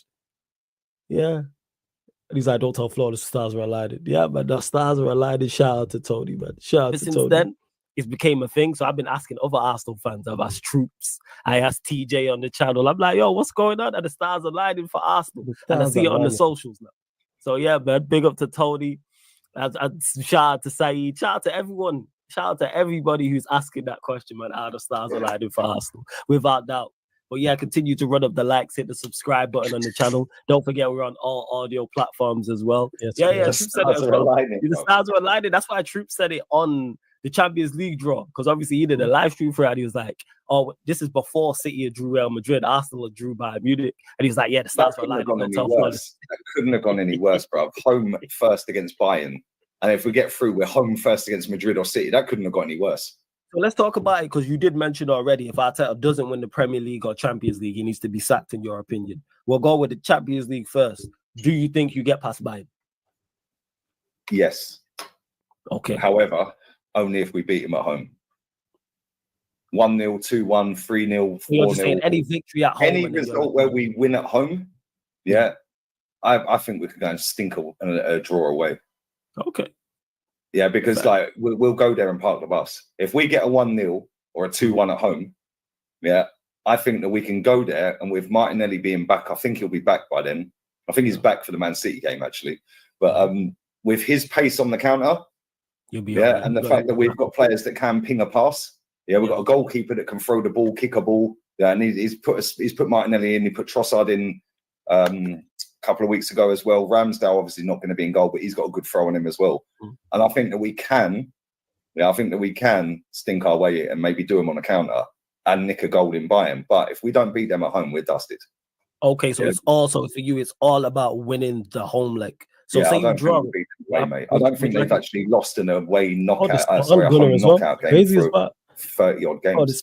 Jesus, Yeah, what somebody happens? put it in the chat the other day. I may be wrong, but I think it was 36 or 39 home knockout games they ain't lost. It's ridiculous. What about if it's a draw? What's your thoughts on it? I think we're out.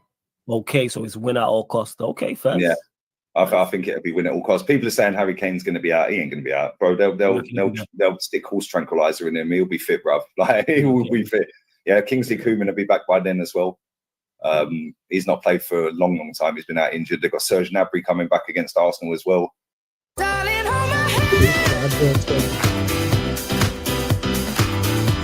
We can jet 2 holidays. He played in London. He scored 4 against Spurs. Yeah, he did. I remember. And then tweeting North London is red. and the chat, yeah, I love that type of stuff. We need more of that in football. And I love the shit out of you, bro. Yeah, the chat I'm mentioning it in regards to Bayern not having no fans being able to be in the Emirates. Do you see that as a major more? It give us obviously an upper hand, but I think that might give them more motivation. And let's not forget as well, right? Thomas Tuchel in knockout competitions is extremely good. Yeah, when he was at Chelsea, he got to 6 finals. Yeah, out of 7 possible cup finals he could have got to. That's crazy. That's a crazy record. I didn't know that. 14 months. He won the big ears. He won the Club World Cup and he won the Super Cup. He got to the FA Cup final and 2 League Cup finals, I think. Crazy. So yeah, he got to 6 out of 7 available. Yeah, and he won 3 of them.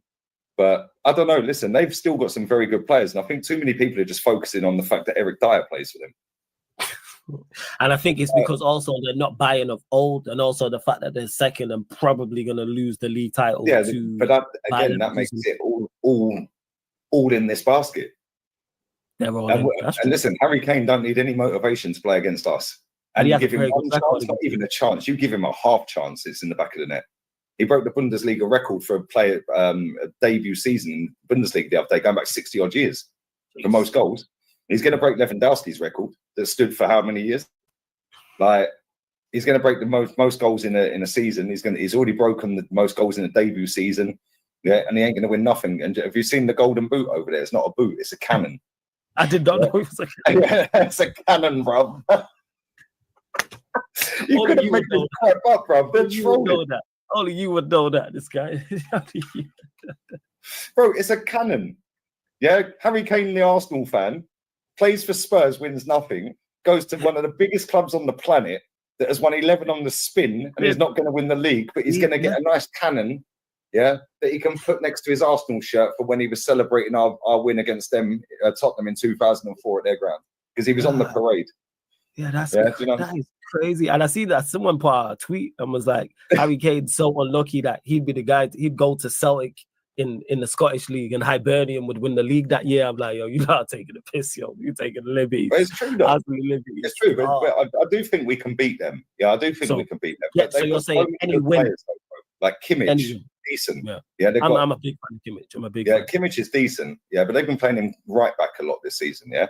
Right, instead of in midfield. I think he's so much better in midfield. Yeah, and I actually think Man City are get him at the end of the season. I think that's unpopular opinion. But they've got Musiala. Yeah, bro, that guy's a baller. Yeah, absolute baller. They've got Thomas Muller, one of the most underrated footballers of his generation. What's all these adverts? They ain't getting paid off this. They be getting paid off these adverts. Look at this 15-second advert, you know. Joke thing. Absolute joke thing. Muller gets it. I think Muller gets it. I think everybody now realizes how good Muller is. Like, bro, he's been amazing for 15 years. Same as Di Maria. When people talk about the best players of a generation, nobody mentions them too. Di Maria has won a trophy every season he's played football, apart from the season he went to your lot. That's crazy. Yeah, and Muller, bro, I think he's won a trophy pretty much most years he's played. Kingsley Coman, has won more trophies in his 9 seasons because he won one at PSG and one at Bayern in the same season. It's crazy. Yeah, because every season of his career he's won a league title, hasn't he? He's won it. This season he ain't. But they've got to go for it. Yeah, but people are saying like, Thomas Tuchel's leaving like the end of the season, which is true. But the players might not be leaving.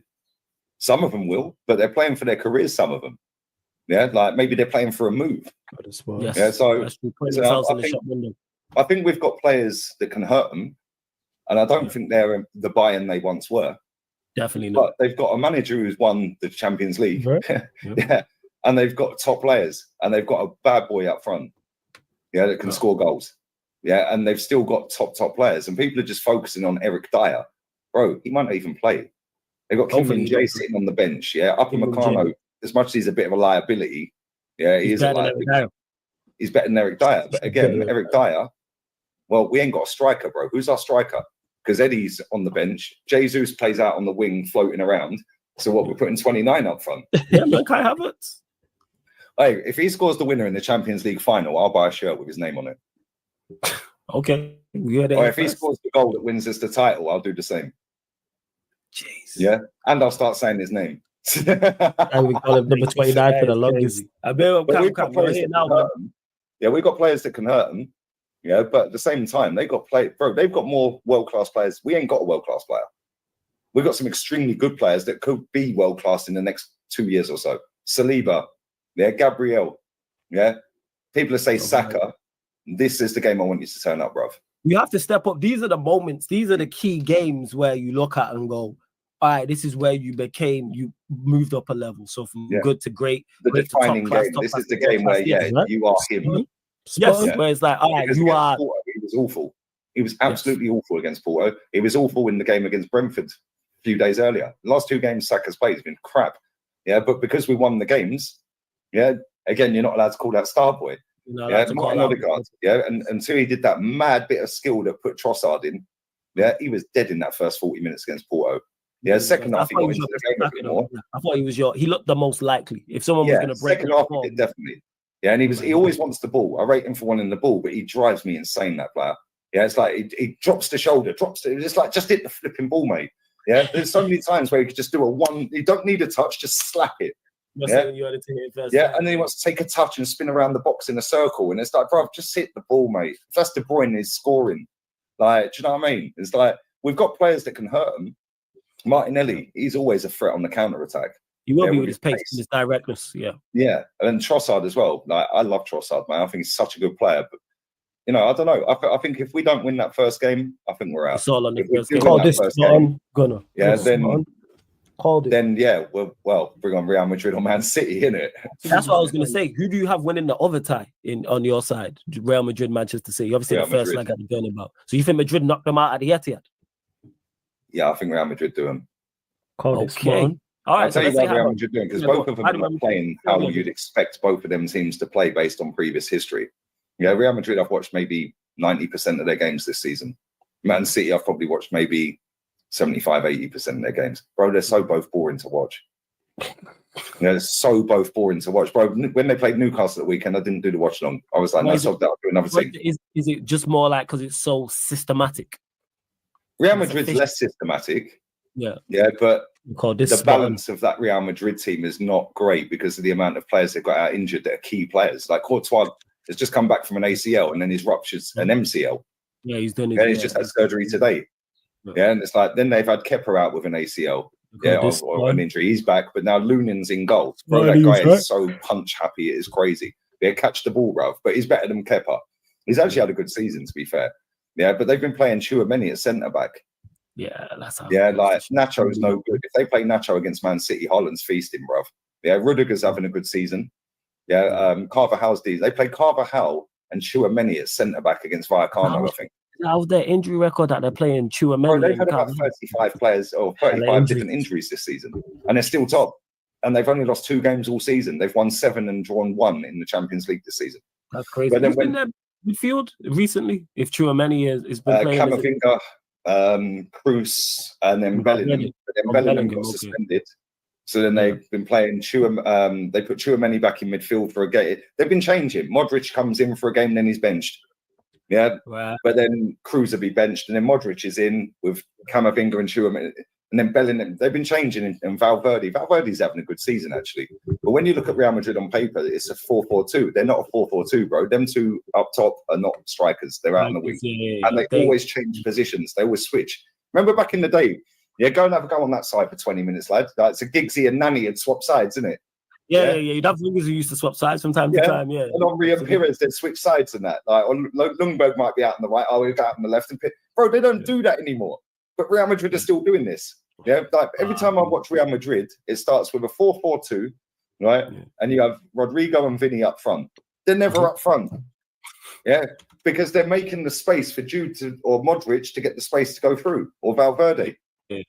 Yeah, like Carvajal scored a bad boy goal the other day. That was some mad skill in the box from Valverde, and he jumped off the floor and did some flying outside of the boot volley. Carvajal, like, bro, they got a good team, but they've not been the all singing, all dancing Galactico team that they once They were. haven't been a team, it's not been of that they're level. Still very good. Don't get it twisted. But when I watch Man City, they're so robotic, bro.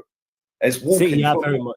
They are very systematic. They don't play at 100 mile an hour. It's just very walking pace, and then they'll speed up a little bit. But then Doku will go flying down the wing. He'll stop, and it's passing. It's very methodical. Yeah, Real Madrid are more direct, very efficient. but at the same time, you can get at both of these teams. Yeah, and Real Madrid have got a better defense, despite having most of their defenders out injured. Yeah, Alaba's been out injured with an ACL. Yeah, Rudiger's been out injured this season. Bro, they've had so many injuries. It's crazy. And they've lost 2 games, all comps. Both to Atleti. Hello, man. Salute to, and I'm hoping you're right that Real Madrid do knock out Manchester City. So let's say hypothetically Real Madrid do get past City, Arsenal get past Bayern, semi-final, Arsenal, Real Madrid. Do you think you get past them? Sadly not. Jeez. Sadly not. They've got too many good players. Is the second leg being at the Bernabeu? Would you be more confident if the first leg was at the Bernabeu? Yeah, the first leg has to be away in both of these games. Like, and if you don't win the home game, you're finished. Because the heritage, bro, I've been to the Bernabeu. I'm not the new version of it, but I've been to the old one, bro. It just stinks. It stinks of tradition and class and winning. Yeah, I've not been to the Allianz. Yeah, but I can imagine that's like, even though it's a newer stadium, I can imagine that's the same. It's like you walk in there and straight away you're now trying to go and compete against heritage. And people sleep on this, bro. Vinny Jr. up against Ben White. Ben White, the most informed right back in the league, man. Let's go. Bro, Rodrigo up against Zinchenko, and if Rodrigo gets subbed, they're bringing Brahim Diaz on. Like, come on, man. He scored a bad boy goal in the game against Leipzig, the first leg. It was him. Bro, he scored so many good goals. Yeah, it's crazy, bro. He was doing double backheel nutmegs. Like, he nutmegged the same geezer twice in the corner flag the other day in 10 seconds. Yeah, and then the ref gave a free kick against him for what? What? Because you nutmegged him and embarrassed him. You get a free kick. Like, come on. They got too many good players, but I just think like their midfield is what will beat us. Yeah, the same with City. Many Camavinga, Modric, all in. They've been there, they've done it. Yeah, let's be real. Yeah, I don't think Tchouameni's won the Champions League with them, but Camavinga has. Are you a Christian parent that want to stay home with your kids, but you don't? What's going on here? Let's get back to the show. Cruz has won 5. Carvajal's won 5. Nacho's won 5. Yeah, I don't know how many Vinny's won. He's won what, 2, 3? Yeah, so much experience. Yeah, Rudiger. Yeah, he's won Champions League. Like, they've got so many good players. Yeah, that have been there. They know. Don't panic, lads. Like, relax, calmer. We're getting through. Yeah, we're getting through. Man City, I think their midfield beats us as well, and that's where most games are won. The midfield. Like, I do think against Bayern's midfield, I think we can stand a chance, but I just think we have to be clinical, because if you give Kane a chance in the back of the net, whereas we ain't got a player that you give one chance, it's a goal. We ain't got that player. They have. And Real Madrid have got that with Vinny. Yeah, they've got that with Modric. Yeah, they've got that with Jude. Like, you ghosts in, bang, goal. Like, you know, they've got players that can stay. Yes, we've got Odegaard. Yes, we've got Saka. Yes, we've got Martinelli. Yes, we've got Declan Rice. Yeah, you know, Rudiger, I watched him against Alaves the other week, got played off the park against Alaves before the winter break. Yeah, Alaves played them off the park, bruv. Yeah, and then bang, stoppage time, Rudiger, goal, corner. Like, they always turn up clutch. Always clutch. And if he don't do it, and he don't do it, and he don't do it, oh well, Modric comes off the bench and does it. Like, we ain't got them that many clutch players. Yeah, and it's like, that's where I think, but listen, if we get through these two ties and get to a final, bro, I don't care who we get in the final. Give me that final, because I fancy us against it. No, that's right. And it's at Wembley. Yeah, we have a very good record. Yeah, man, we got a very good record at Wembley. Even with this manager, we got a good record at Wembley. Yeah, we beat Man City in pre-season. We've done Man City in the FA Cup semi. Done Chelsea in the final. Yeah, we've got a good record under this manager at Wembley against top teams as well. So, but I just don't think we're getting through. I think we can beat Bayern. I just don't think we can beat Real Madrid. Real Madrid is the tough one. All right, and that being said, going away from Champions League, you're also in the title race in the Premier League. Liverpool, City, and yourselves, and you play City once the international break is over. So next week, Sunday, Arsenal. That game in particular, how key do you think that game is to the title race? Massive. Yeah, Okay, I think it's massive. So if you win that, do you look at it and go, all right, we win the league now? If we lose that, if we beat Man City, I'm not going to get carried away, because I got carried away when we beat you last year when Eddie Nketiah scored in the last minute. Yeah, I was like, that's it, we're winning it. Yeah, I got sucked in, bro. Right, never again. Yeah, then we went and drew 2-2, and it was funny because we were 2-0 up at Anfield, and I was like, I told you we'd beat these Scousers. I told you they're crap. Yeah, and then Zinchenko happened. Cheers for that.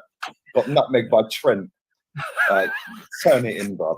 And do you know what was funny? That game, we were 2-0 up quick in that game. I was like, get Zinchenko off now, get Tierney on the pitch. Yeah, because they kept doing that diag ball to Salah, and he kept tripping over the ball, miscontrolling it. He whistled one wide. Yeah, and I was like, we're 2-0 up. Just get this idiot off the pitch, bruv.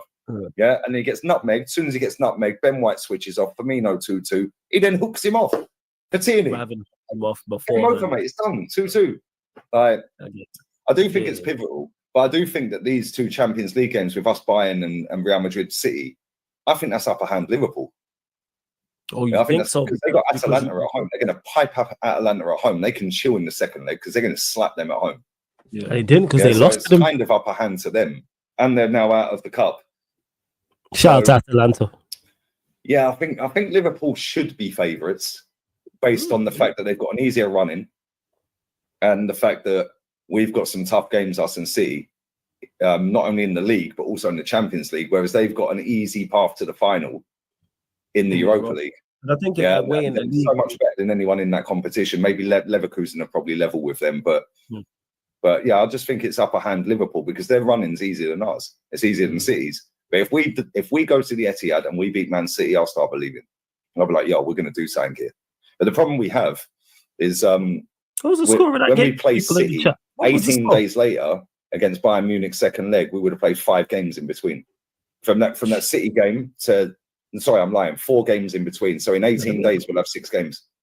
Yeah, that's heavy on the squad as well, especially if there's a defeat in there or there's injuries in there. Red cards, or something like that. You know what I'm saying? Yeah, suspensions can add into that. You're right. 31st of March, we play City away. Then 3rd of April is Luton at home. 6th of April is Brighton away. 3 days later is Bayern at home.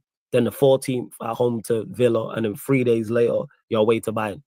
And then they've moved that Villa game because that Villa game was the 13th. They've moved it to the 14th. So it gives us less time to prepare for the Bayern away game. Yeah. So we're going to play that Villa game at home on the 14th. They're not going to train the next day because they don't train the next day after a game normally. Yeah. Then we've then got to come back to training on the 16th and fly straight out to Bayern.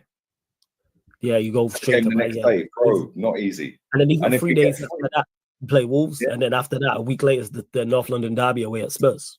If we get through, right, so we'll have Wolves after that. That North London derby was it away? Be 3 or 4 days before the first leg of the semi-final. It'll probably be 3 days. It'll probably be the first. I don't remember. Yeah, unless they move the Bournemouth game to the 5th. Yeah. Right. So we'll have Spurs 27th of April, 1st of May. Yeah, 4 days later, we'll have Real Madrid or City. Introduce. Kind of unskippable. Well, it's a skippable, but still. 5th will probably be Bournemouth. Yeah. 6 days later. Then on the 7th or the 8th, we'll have the second leg. 3 days later, we play you away. That's what I'm saying. Like it could, and this is why I'm not getting carried away, bro. Yeah, because if we beat them, if we beat Bayern, and we beat Man City, fantastic. We beat Man City on the end of this month, but I'll start thinking, we can win this. But at the same time, bro, look at them run. Look at that run.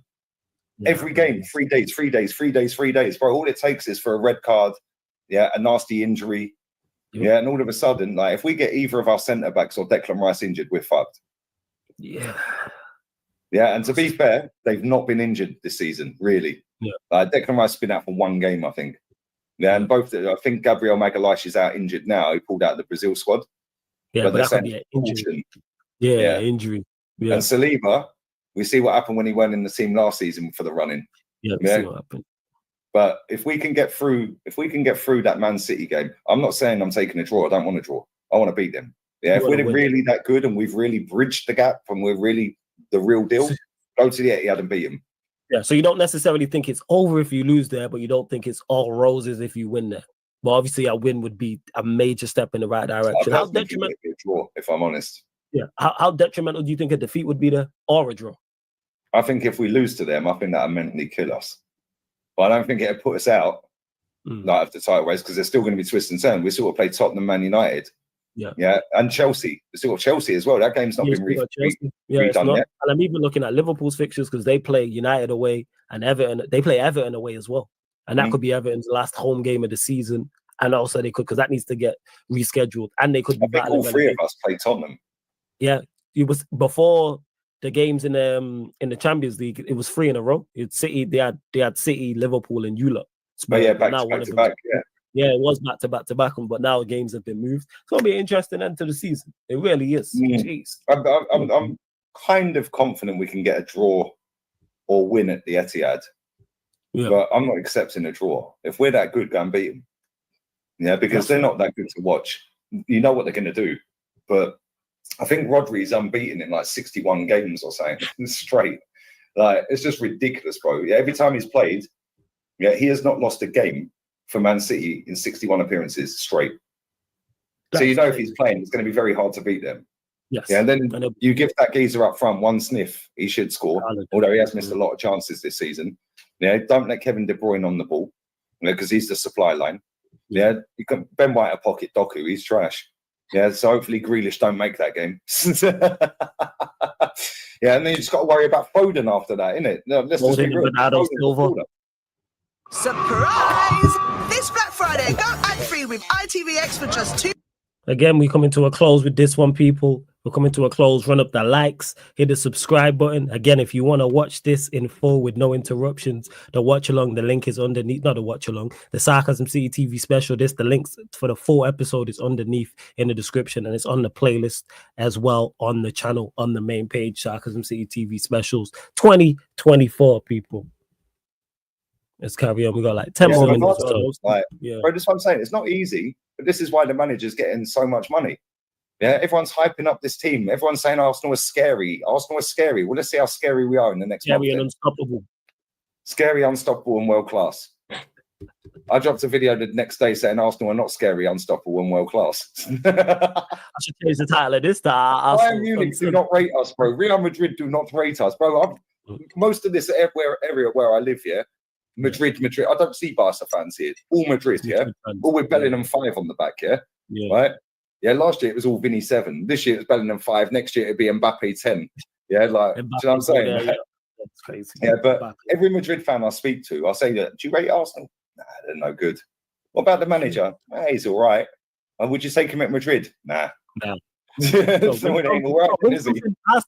Has to win something. He does. He has to win something. And if, like you said, if he wins 1 or 2 of these major trophies, he will get. But this is what we've wanted. We want to be in this position. So I can't knock being in the position. Yeah, but at the same time, now get over the line. If we beat Bayern Munich at the Emirates, mate, can you imagine how loud that stadium? Can you imagine the confidence that would give us for the rest of the season? If we beat Man City at the Etihad at the end of this month, in 11 days, bro, if we go to the Etihad and beat Man City, yeah, boy, the confidence will be flowing. But that is where Arsenal's Achilles heel is. When the confidence is flowing for the fan base, they'll be off the charts. They'll be giddy anyway, right? But it's the players and the manager. They have to rein it in a little bit. Yeah, they can't get Man City. Yeah, they have to. Now, don't go and lose to Brighton. Yeah, because this is what we were doing last season. Like, we were doing well in big games at times. Yeah, like slapped up you lot. Yeah, well, we didn't slap you up. We done you in stoppage time 3-2. Yeah, but like we slapped up Tottenham. Yeah, Adam, big up, man. Big up to my guy Adam. This is a watch. 14 years or something stupid at their ground. Yeah, and that's a tough away day. Yeah, they're going to be different this season. They should be. They're going to be up for it. That game at the Emirates was entertaining as well. Yeah, and that's like second to last game of the season. Imagine we win the league at Old Trafford, boy. Nah, fuck all that. Again. Yeah. Fuck all that. Eras do come to an end. There's a new kid in town. His name's Super Mick, bro.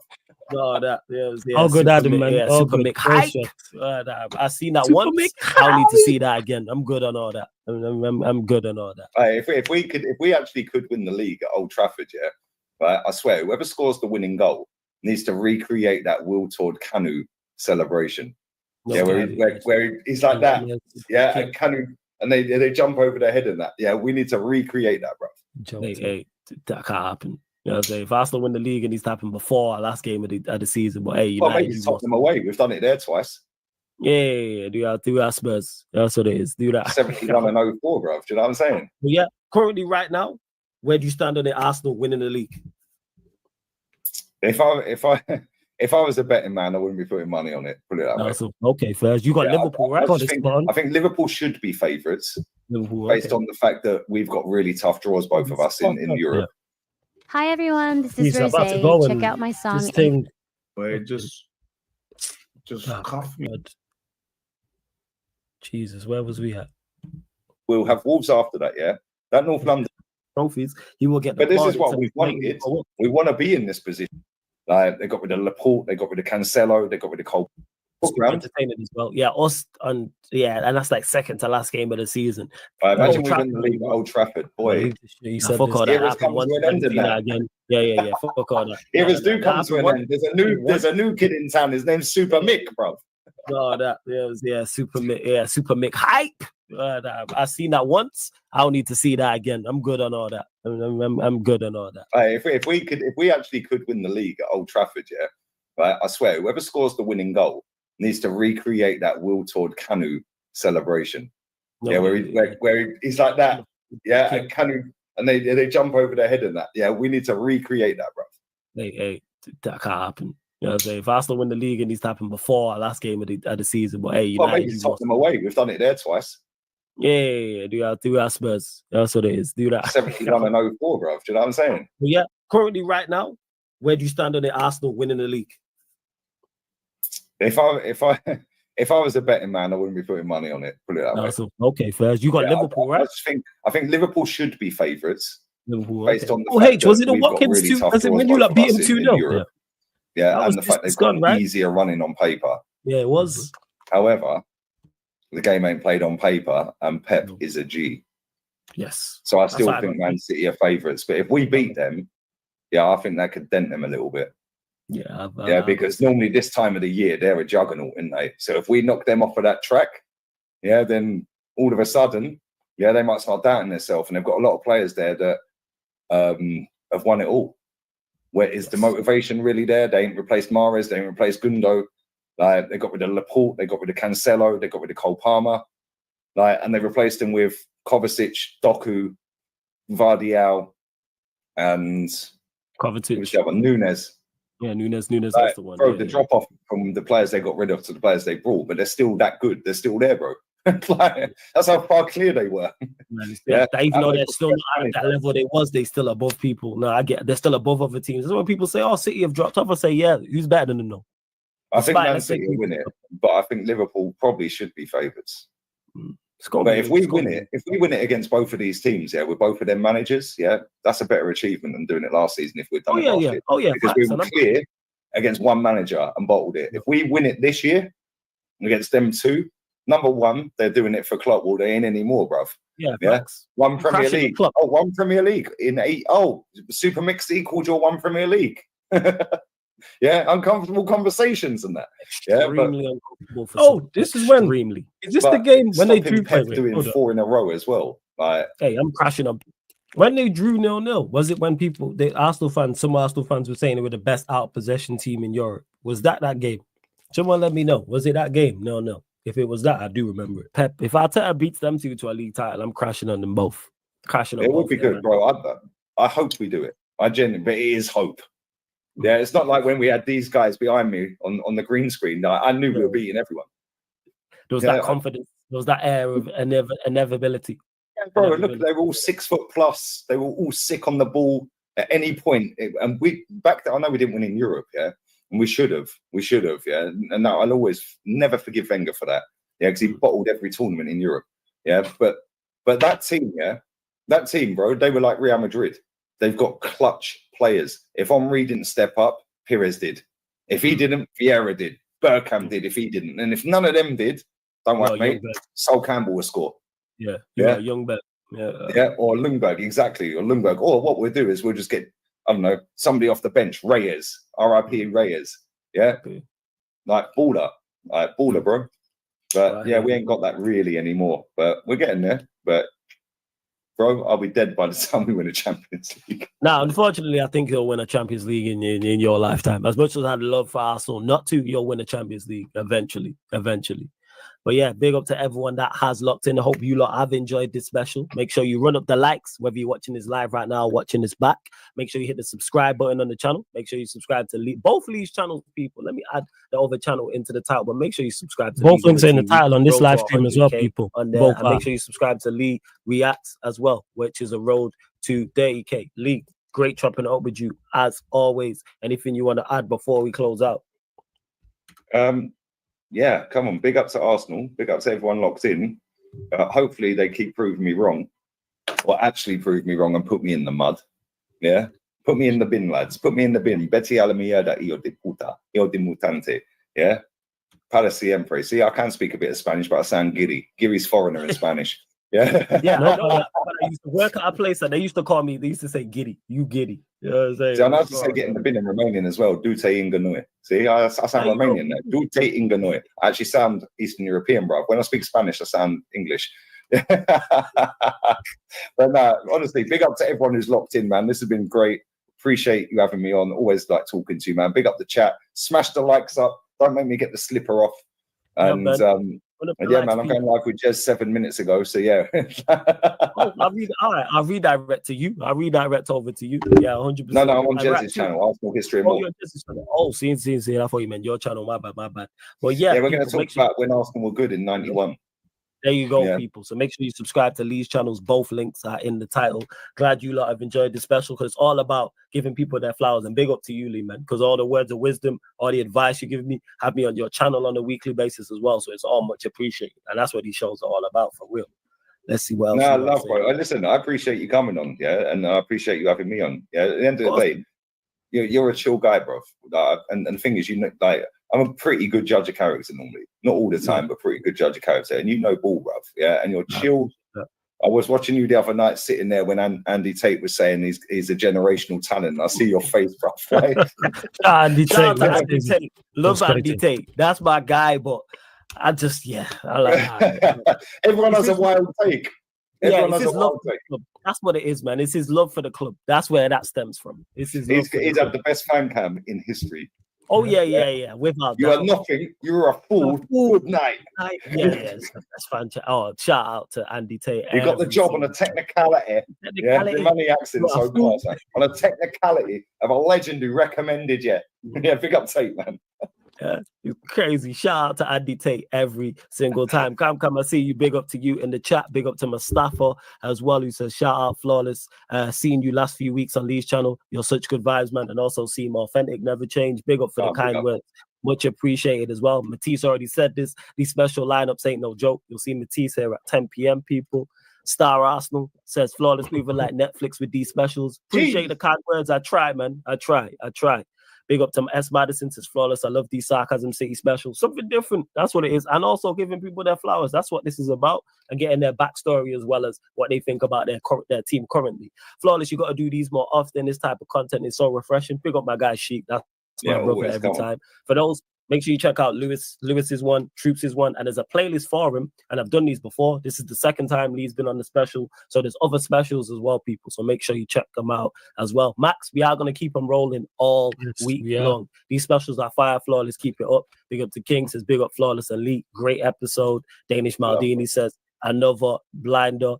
Great episode as always. Shout out you legends, Sheik Madon. Big up Surfer, this fucking crook. Says Lee equals legend. Flawless equals crook. Big up to you both. Proper chills. Shout out Surfer every single time. That's my brother. Big up Hassam as well. Says big up to my favorite Arsenal fan and the biggest. At least he's still out here, bro. After giving it all the bigging about his club, bro. At least he's still out here, yeah? At least he's still out here. I'm a real one, like he is. As much as it pays me to admit it does. Let me know who's live, people, and I will redirect to them. But Lee, man, great having you. I'm going live with Jez now on Jez's channel. All right, cool. I'll send it through. Arsenal History and More, yeah? Arsenal. Yeah. What's the name of his channel? Arsenal History and More. Oh, is that the name of the channel? Okay, yeah. I'll pull that up now. Give me 1 second. I'll find that right. Yo, big up to everyone locked in, man. Smash these likes up. Smash these likes up, people. For real, big up to everyone that's locked into this. Again, there's us doing a watch along, which is strange. Me doing a watch along to our live stream I was on. If you want to watch it full and uninterrupted, people, the link is in the description, people. I'm going to drop the link on the page as well. It's right there. Don't forget, though, we are going to go live on the playback. We're going to run pro clubs very, very shortly over on the Sarcasm City TV playback. I'll add all those links into the comment section in a second. But this is the League on the Sarcasm City TV special. 4 episode right there. That link is underneath in the description. It's also on the page. Right at the top of the Sarcasm City TV YouTube page, you see this the playlist right there. But run up the likes on this, hit the subscribe button as well. Let me know who is indeed live, and I will redirect to them. Also, at 166 likes, get us to 170 likes as well. And I will be doing more specials at a later date. It won't be every international break because then they don't make them special. But I did the Sarcasm City TV specials, these ones in March. Obviously, the last international break, I did the second wave where I had, the future GOATs, the future Mount Rushmore candidates on, and I thoroughly enjoyed doing them as well. And to Charles Zinio says, yo, Flawless, how come your DMs are not open on Twitter? I don't want people DMing me. That's why. That's why my DMs say open. If people need to get at me, they can at me on the timeline, comment on the Instagram, comment on here, or if it's that important and it's business related, email me because the email's in my bio. But I don't need random people DMing me. I had that happen on a couple of occasions. I was like, why are my DMs open? Everyone should not be able to contact me. So I close my DMs. So that's what it is. Like I said, if it's business related and people really need to get hold of me, there's an email there. I'm live every day. You can comment on here or at me on Twitter, comment on Instagram, and that way you can get hold of me. But yeah, we're going to watch the ending of this. Why did you ask Charles Zinio out of interest? Were you trying to DM me about something? Big up to everyone locked in, man. Right, I played FIFA with Said the other night. Talk about it. Bro, I don't know what this guy does with the settings, bro. I can't lie. Yeah. Why? What's he done? I think I was 3-1 up against him, and he done me 4-3. Yeah, right, and then the last game he slapped me.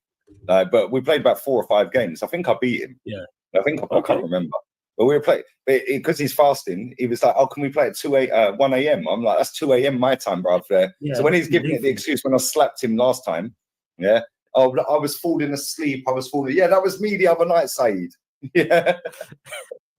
This guy's a joker, bro. Yeah. Who did he do? He done me with Man City. He had Man City against PSG, bro. Yeah, oil versus oil in that. Oil versus manager to this guy. I'm literally trying to do this. Mbappe's the truth though on that game, bro. I can't lie. Mbappe, every time I get in with Mbappe, it's in the back of the net.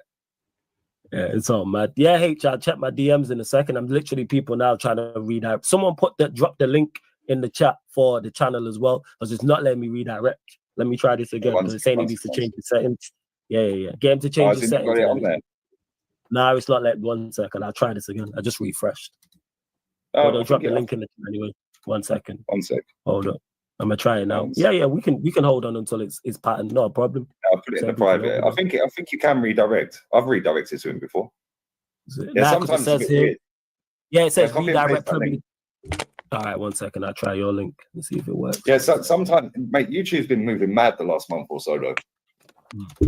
Like, I get people in my comments saying, "Oh, I didn't know you were live," or "Oh, I can't donate to you on your second channel, but I can on the first." Yeah, right. Very off key. Let me try this again. I'm literally trying it now as we speak. Right, let me do that. Yeah, just copy and paste that. It should work. Right. Copy and paste this. Let's go. Right. Let me try this. Literally, don't forget we're available on all audio platforms as well. Let me try follow us on Spotify. Follow us on Spotify. Privileges. iStar on there. iTunes, Apple Podcast as well. Run up the likes on this video. Not enough. Make sure you do so. Not enough. Run up the likes. Tomorrow, we're gonna run up the goddamn likes. Special rants one. Hit the subscribe button. Matisse will be on tonight for the special as well. Hey, Cam, I see you showing love. Big up every single time. Shout out Surfer, all the regulars. And to Charles Eno says, "Nah, I just wanted to say to send you appreciation message how good you are. I appreciate that. But yeah, I don't have my DMs open because it can get crazy. I don't need no one DMing me talking rubbish. It's not you, Charlesinho, but you always get the people who don't want to be in the comment section but want to chat rubbish on social. And it's like, all right, you don't really want to debate. You're just trying to be abusive. So it's like, I'm not really interested in all that. That's what it is. But big up, I appreciate that, Charlesinho, for true. All the new people as well who joined over here, much appreciated. I see you. Look, I think I finally said it. Yeah, still saying the same. Redirect privilege is needed. That's cool, man. Yeah, Arsenal history more. I'll tell him to change his settings. Yeah, he must have done something. Yeah, it might be one of those where he's changed it so it's only select channels that like he knows type of thing. I just subscribe now, and it's still 1 second. But yeah, I'll drop the link in the chat anyway. Again, Surface put it in the link anyway. Put it in the chat anyway. So yeah, I'm on there now. I'm going there right now, guys. Head over there, people. Lee, always great chopping it over with you, man. Love for jumping on as well. Every single time, man. Every single time. You lot, let me know who else is live or redirect to someone, but make sure you check out Lee as well. I see Saeed's on here. Time of Saeed, yeah, we'll go to Saeed as well. But yeah, man, big up and each and every one of you as well. Like I said, back at 10 p.m. We got specials coming up all week long. Sorry, so Matisse will be on at 10 p.m. Then there's 2 on Thursday, 2 on Friday, 1 on Sunday, people. So just keep a lookout. But love to everyone that's locked in. This has been a Sarcasm City TV special with special guest Lee Gunner live on the Sarcasm City TV. Ten Hag in. Thank you very much for fuck off. Fuck off. Let's say 10 kid, you know. Well, I need you. A shout out to Gunner, man. I hope you lot enjoyed watching it back. I know some people would have watched it live at the time. Some would have watched it back after the live. Some would have watched it both. Some people may not have seen it at all. So I was like, I enjoyed doing the series so much. Some people may not have seen it. So I did the Sarcasm City TV specials in March. Then I did the second waves, the last international break as well. So that's what I was all about, is giving people in this space, the biggest and best content creators, their flowers.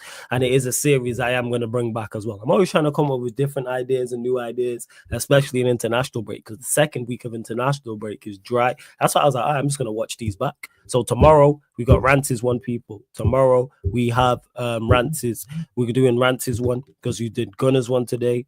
Yesterday, Saeed's, the day before that, Lewis's, the day before that, Troops, but check them all out. I did 10 in total, so I'll do it 5. I only did 1 day. Big up to Will. We are going to be going, speaking of Will, we are going to be going live on the Sarcasm City TV playback, people. 4 pro clubs will be going live on there, but I hope you lot have enjoyed watching this back, because it's good to watch it back, because it's the first time I got to watch it back as well.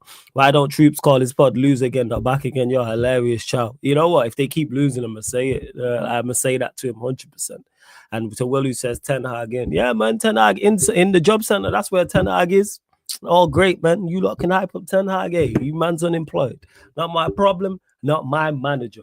But get over to the playback. We're going to be live in about 5 minutes. Got to get the likes of friggin' Will and the rest of these absolute delinquents together. You know, it's like getting a team of delinquents together, even though they're super talented at clubs. So we'll be live over on the Sarcasm City TV playback, people. Live on the Sarcasm City TV playback. Link is right there. The link, wait 1 second. Link is right there, people. www.playback.tv/Sarcasm City TV. That's www.playback.tv/Sarcasm City TV. But I said quiet down, or I'm not getting the ball. Like, I'm not the center back and you the striker. I don't need the ball. This guy. I said quiet down, and you like we both strikers are saying. Good one, Will, though. You crack me up. But yeah, make sure, that's you two. You two guys patting that. But I said I'm not getting the ball, like I ain't the center back, but we move. I'll go get it. This guy's a you're such a idiot. But yeah, playback.tv/Sarcasm City TV, or download the playback app from your app store. Sunshine's live, so we're gonna redirect over to Sunshine. So put Sarcasm City TV raid in the chat. Make sure you subscribe to both Lee Gunner's channels. Lee Reacts and Lee Gunner TV, both in the title. And again, if you want to watch this live, watch this special uninterrupted, not in a watch-along form, the link's underneath in the description as well. But big up, love to everyone that's locked in. And this has been a Sarcasm City TV special watch-along. Special guest, Lee Gunner, live on the Sarcasm City TV YouTube. Thank you very much for tuning in.